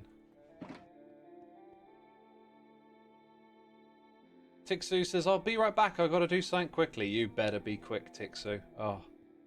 Don't you dare keep us waiting. I'm joking. Well, you're not even there. Well, who am I talking to? They've literally just informed us of their absence. Oh my god, this stream is falling apart. Yo, Lord X AVQ. Coming in for 4 months. Cycling through my prime, my favourite hermit's night. It's your turn. Oh, thank you. That's a nice way to do it. Appreciate it, my dude. Thank you. Spreading the love. I think I might not like that, actually. It's too much of the same. I like the shape. I like the shape a lot, but actually, I think it's better without. Because you just break up that texture a bit. Yeah, okay, I've made up my mind. I've made up my mind. So we're going to go place a lot more stairs next. Before we do, let us go try again, shall we? Let's go try again, bruv. We're going to the Weirdo's base, known as the Fracture. I don't think we're getting on. Oh, we're going on! We're getting on, people. Alright. We just had a Prime subscriber. If you are using your Amazon Prime, if you're getting gifted a sub, if you have a subscription here, it gets you access to the server. Pretty sure 99% of you know this, but for the 1% that don't, this is your opportunity to become part of a community if you want to come check it out. Oh my goodness me, this is crazy. You get 33 days access.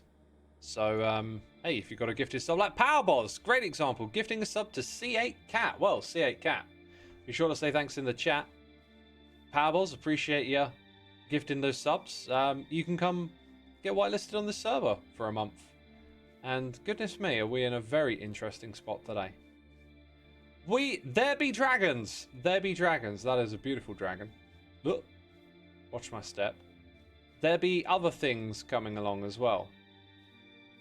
Part of me wants to embrace the walk along experience. I guess you could also fly around with an elytra. If you've built a base like this, you've probably got an elytra.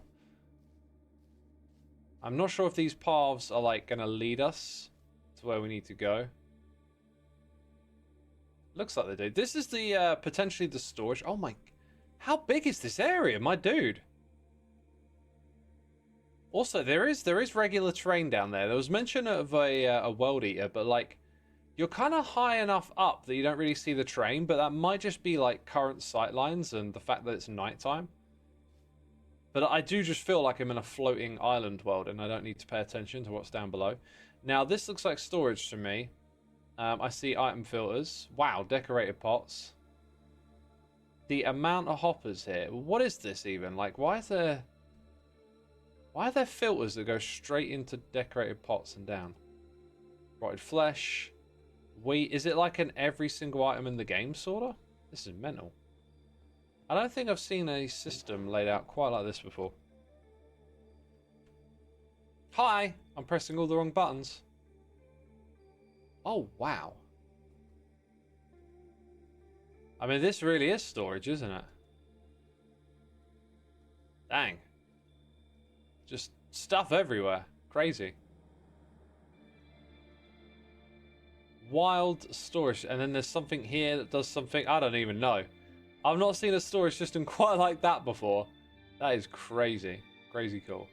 Oh, also the little ghast floating around, a really nice touch. There's quite a few of them. I've seen like 4 in that area. Just leave them hovering around. Look at these shapes. This is awesome. And there's another ghast. That's a great idea, just to leave them floating around. Let's see if we can spot this world eater. We've got a dragon here. Looking absolutely amazing. Look at that. That's like a thumbnail right there. Oh, so cool. Seeing all those other shapes as well. This is sweet. So where's this world eater? I keep seeing signs of like what looks like it might be a redstone setup. This looks like some stacked farms, probably iron. Maybe something else. Yeah, iron farm, classic. I gotta say, like this to me, I think is a little overcooked for this day and age. Unless you need like a really extreme supply of iron, it's surprisingly effective how simple one can be. We found the world eater, and here's a bunch of very world-eating looking flying machines around the place. And what's this? Another little storage system? Full of stuff from the world eater, I guess. It is the ultimate storage system. It becomes the room itself. Yeah, it has that kind of vibe. This is crazy. I think one thing you could get away with here is if that was just like the view of the floor from up above, you'd have a very different vibe than you're used to. Like maybe you don't need to go all the way down to the bottom of the world, but hey, this was really cool and really different. I'm wondering if there's anything inside of these sorts of spaces. We saw the storage system. We got the dragon over here. Maybe there's a couple of other things. Like we've got a farming setup on this one. Bunch of villagers in there to do some automated farming. Let's go inside this one. Okay, nothing in there. Sometimes, you know, you hide things in spaces like this, right? Very cool base. Whose base? The weirdo's base. And it's a very cool base. And there's more farms. More farms. This strikes me as the sort of thing maybe you would hide in one of those shapes. But, yeah, very big and expansive as well. The dragon was beautiful, it was. Yeah, there's 2 of them here. Right, that concludes our LPMT tour, though. The weirdo, if you're out there, lovely base. Crazy stuff you're doing up there in the sky. And good luck with the world eater. We got Ginger the Lily coming in for 11 months. Welcome in Ginger. Hope you're doing well. We're going to play stairs next. And I'm going to sit down and enjoy a little bit more of my tea. Did I see your message about AdHoc X? No, I don't think I caught the reply to that. I get a little distracted here sometimes, as you can see. That's right, the desk. Yeah, I've been on my feet so much today. All morning.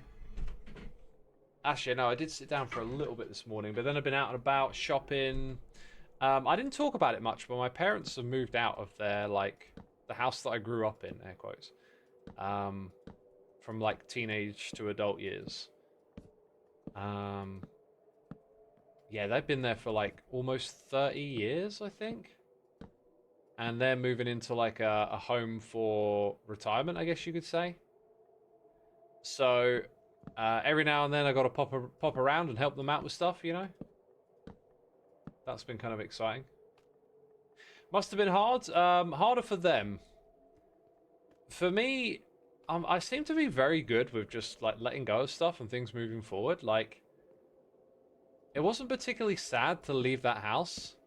I think the thing that's sad to me about it is that I have, like, a memory of that house where it's almost like I can go into it in my head and, like, everything is perfect. You know, everyone knows this feeling. You can do it at your own home when you're currently in it, unless you're brand new. But that feeling will fade no matter how strong it is. Eventually, parts of it will start to feel a little distant and a little foggy. And that's the thing that kind of, I think, maybe upsets me a little bit. Is just how things like that can actually fade from memory. I feel like leaving the place you raised a child in seems harder than leaving your child at home. I can imagine that, yeah. Hi X, I just made it to affiliate on Twitch and I make Minecraft videos. Wondering if you have any tips. If you could be more specific, I probably could give you some tips, but that's quite, I don't know, quite vague. Like a mind palace. Kinda, yeah. Like, it really is a place. So if you wanted to, like, retain a bunch of information, like, just imagine you need to retain a bunch of facts, something really important. There's this concept of, like, mind palace where you create a place that you can go to in your head and, like, you know it very detailed, but then you use it to store information. So, like, if the contents of that house, the shapes of the rooms, if I attach details to them that were, like, pieces of knowledge, it's like a strategy for remembering lots of information. Like, there's people that can remember lots of digits in pi. And one of the ways they do it is this mind palace. Like, they have like they'll go into a building and, like, walk through it and all the numbers will be there. Sherlock reference much. I've actually seen that and it made me laugh so hard. It was the lamest thing ever when he just, like, going into my mind palace and just starts, like, I can't remember what he did, it was so long ago, but, like, shaking his head and then you just start seeing all the numbers and stuff, and it was so silly. So silly. Mind palace is how you memorize the US presidents. Lol, says C8 Cat. I've always had quite an interest in American history, so I probably remember maybe more presidents than the average person, I'd guess.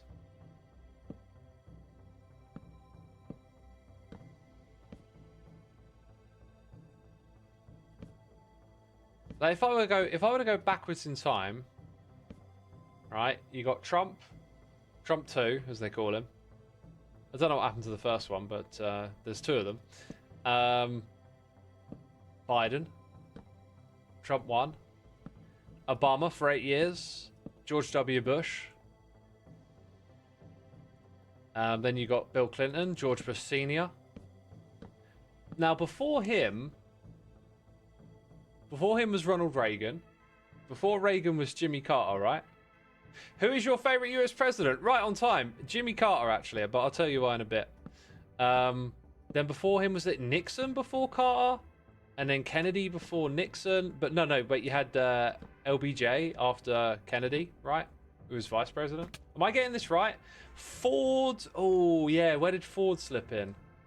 Was Ford before Reagan or before Carter. And then you have like Eisenhower going back to post-World War II. And then after that, it does get a little foggy. Like, I remember, like, Woodrow Wilson is like 1920s, maybe? That guy was like by today's standards, an out-and-out racist. But at the time was seen as a progressive. It's crazy. Between Clinton and Reagan was the first Bush. Yeah, I got that, yeah. Ford was between Nixon and Carter. Right, so Nixon get kicked out, Ford went in, and then Carter. Carter has always struck me as being like a kind of a bit more of an everyman who managed to get in. And some of the decisions he made sort of fly in the face of Machiavellian politics. And it feels more like he made decisions from compassion. But that can be like a bit selective, because if you're listening to someone sing his praises, they can bring up all that stuff, and then critics might point out other things that were mismanaged or whatever. Like, there was also huge inflation at the time, and it's very easy, I think, just to like pin a big problem on one person. So like the inflation of the 70s just gets pinned on Carter, but he just seemed to do stuff that was like he seemed like a passionate human being, and like an everyman in the office trying to do the right thing is what struck me about him. Far less of a politician or someone who wants power, if that makes sense. And some of that might have made him a weak president in the eyes of others, but it's the kind of thing that Camp David was him. I've heard of Camp David. Tell me what Camp David is. Like, jog my memory. It's not something bad, is it? Oh, don't make Jimmy Carter bad. Didn't he die like a year ago or something? I think he like turned 100 and died. Carter was better after being president, one of the best, in fact, and arguably most impact on the world after his presidency for his habit for humanity. Yeah, he did so much charitable stuff after, didn't he? He used his image to like really try and help people. He also helped people build houses for free and stuff, which is really cool. Camp David is a presidential retreat where several major treaties have been negotiated. Is that seen as like a good thing? Or is it like a what's that place called? Oh my god. Conspiracy theorists love it. I mean, because it's actually a real place where powerful people meet. And they worship an owl or something. They sacrifice. I don't know what they do, but like it's known about. No, it's not Davos. Davos is way more modern, I think. Watergate is a scandal that affected Nixon.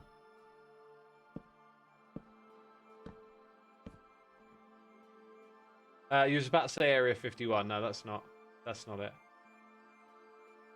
Camp David is viewed as pretty neutral. Okay, yeah. Now I'm thinking of it's like Bohemia something? Bohemia Grove, that's it. Eventually it comes.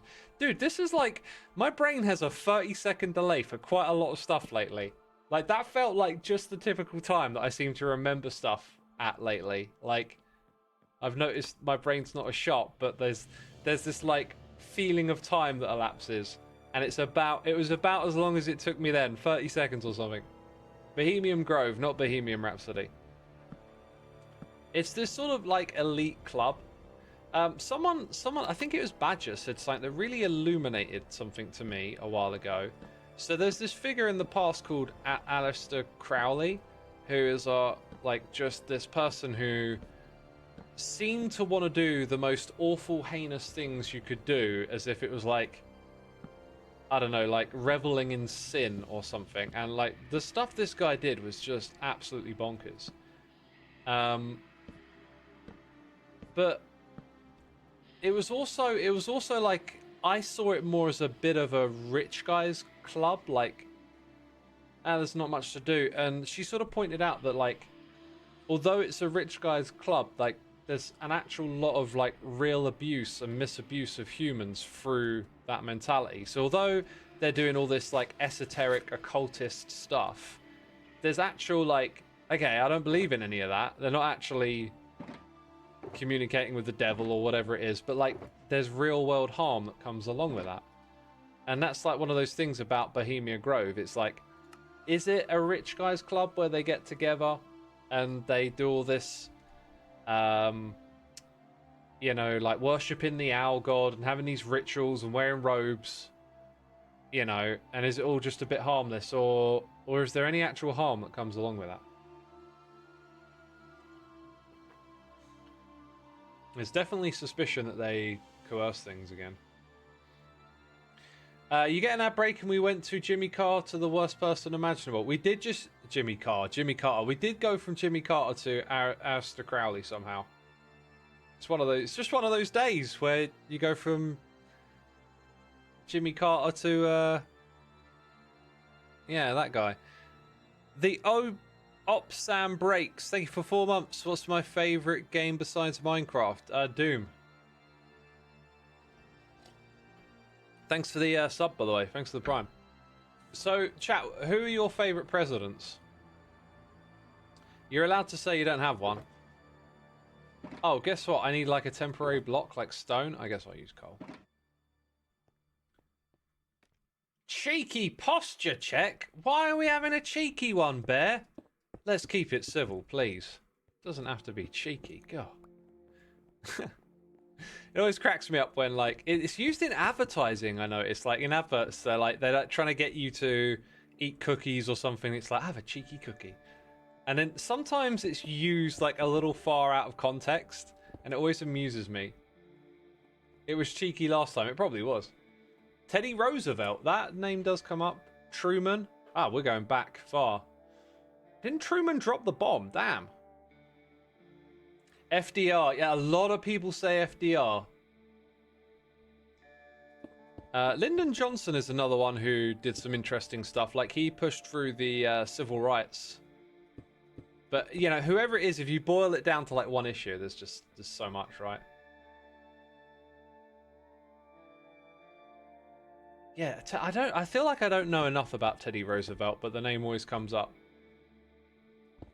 And like pre-1900s American presidents, that's where like my awareness just completely drops off the cliff, basically. Did Truman... Am I thinking of the right person? Truman dropped the bomb. I can't... I've listened to that debate back and forth. I've heard people like really... you know, make some good arguments for and against, all that kind of stuff. I just cannot get on board with... It's something about his attitude, I think. I think he had just had, like, a horrible attitude. And I don't agree with dropping the bomb.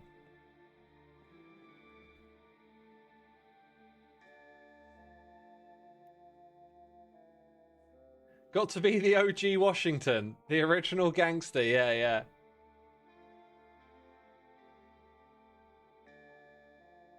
In my house, having a favourite president is like having a favourite infection. You know, that's another way of looking at it, right? Like, I totally get that. It's so easy to be cynical about power.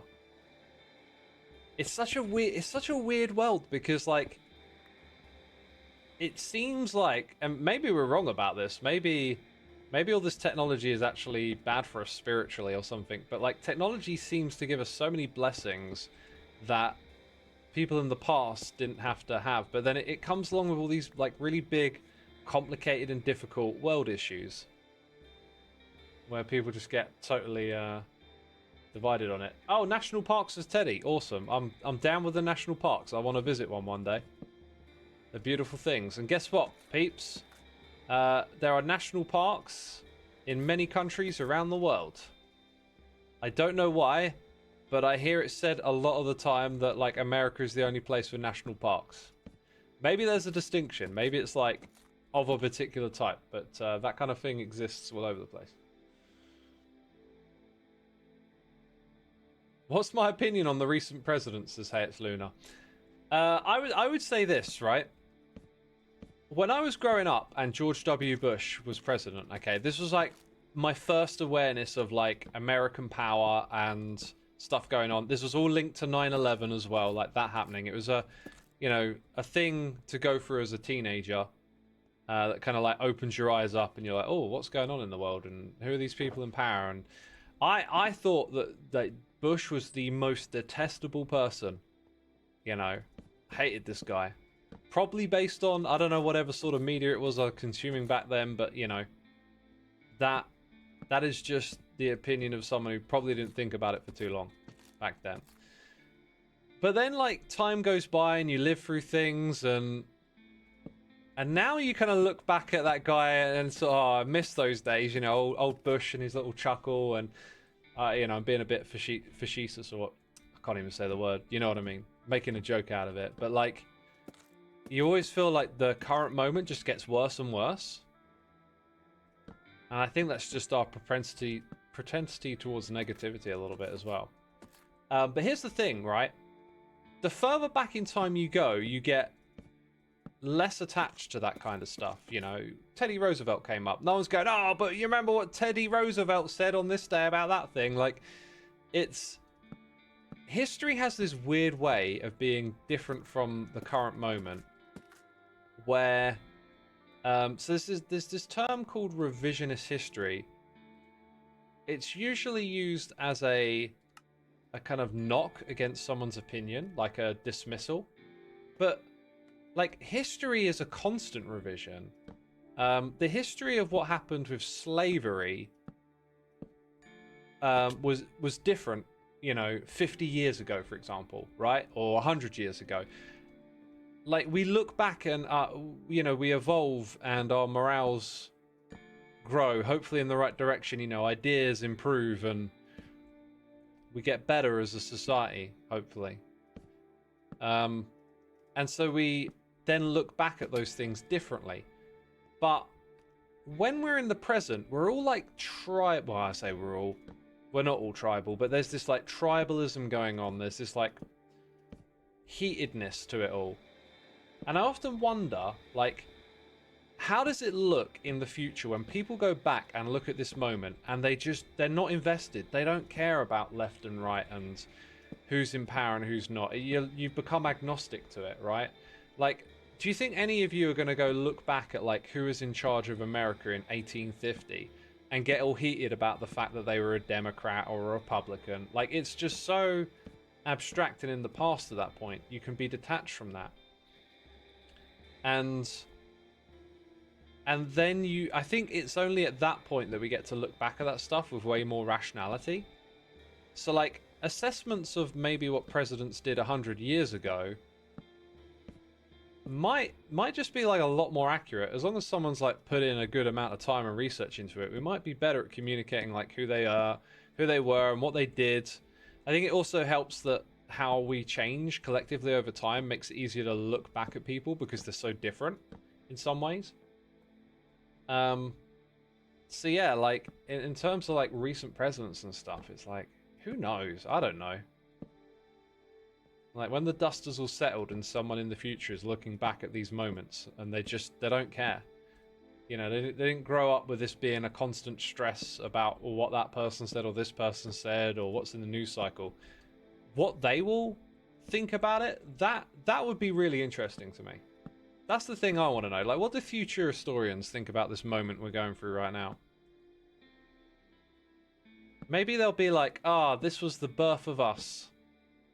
This was the beginning of us taking over this planet and turning it into the giant conscious computer.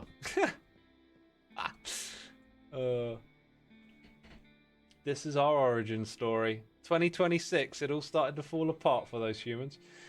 Sargerio says, are you willing to talk about it and haven't already? Do you want to talk about the Greens in Gorton and Denton? We have a very extensive convo about Greens messaging in my seminar yesterday. I know so little. I've heard a few opinions. Some people think that they're not that politically different. It's just the Green. What I've heard said about the Greens is that because of the green and the environment thing, people seem to think like that everything else is good with them too, and that there may be a lot of naivety there. But that was just an opinion that I heard. Like, I haven't done my own looking into it, so my opinion would be pretty useless. But I always thought that was interesting, because then I was like, yeah, my impression of this party, because I know very little about it because I haven't done research, it is just kind of like green good in my head. So I'm not particularly that excited about what they're up to, because I don't actually know. It's like if you started a party called the anti-AI party. You'd be like, oh shoot, you might be like, oh shoot, I'm on board, and then you find out that they're pro-slavery or something, right? Like, there could be something else snuck in there because you don't know all about their politics and stuff, I guess is the point. Wing Moonlight, thank you for the raid. Welcome, raiders. Welcome in. We are yeah, constructing the mall. It's a big project. You heard Scotland was joining a different group to stand against the people who are acting like Americans? I don't know what that means.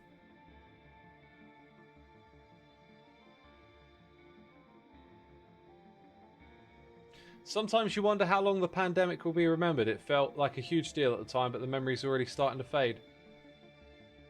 I think it'll be like a bit personal. Our experiences of it for now, right?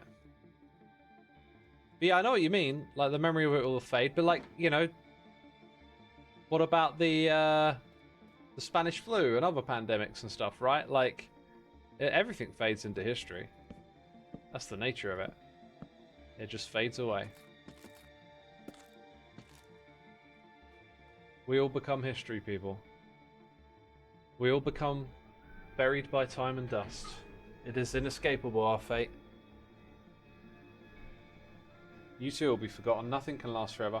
I read a really hard sci-fi book a while back, and there was this concept within it that the characters were wrestling with, was like how to preserve information for as long as possible, because they wanted to save a message of like, we were humans and we were here. And like, they had to build these absolutely enormous slabs of concrete or some form of stone, like some sort of like geological hardened stone, and put them into space, right? But space would even wear down these stones, so they could preserve some information in it, like some sort of universal language. Maybe it was binary, or maybe some sort of other thing, right? But they had to create these enormous, like, chunks of volcanic rock in space. And even those would get worn down over the millennia. So, like, as millions and millions of years go by, even that information would be lost. Like, nothing is permanent. It's crazy. Don't think anything about your life is permanent, people. And embrace it. Embrace the fact that it is a moment you are passing through and it will end. Because that is some truth that, you know, you have to come to terms with. Wolf says, I find the thought of being temporary quite comforting. It doesn't matter if you make mistakes, because eventually no one will remember them anyways. I mean, that sounds like it might go in the direction of some sort of like moral excuse, but I know I'm making a joke. I know exactly what you mean. Yeah, I'm also one to be comforted by the fact that this life is impermanent, and that is just an experience, and then it's gone. We don't know if there's something after it. Maybe there is, maybe there isn't. If there is, maybe I'll see you there. Because right now, you're not going to see any more of me because it's the end of my live stream.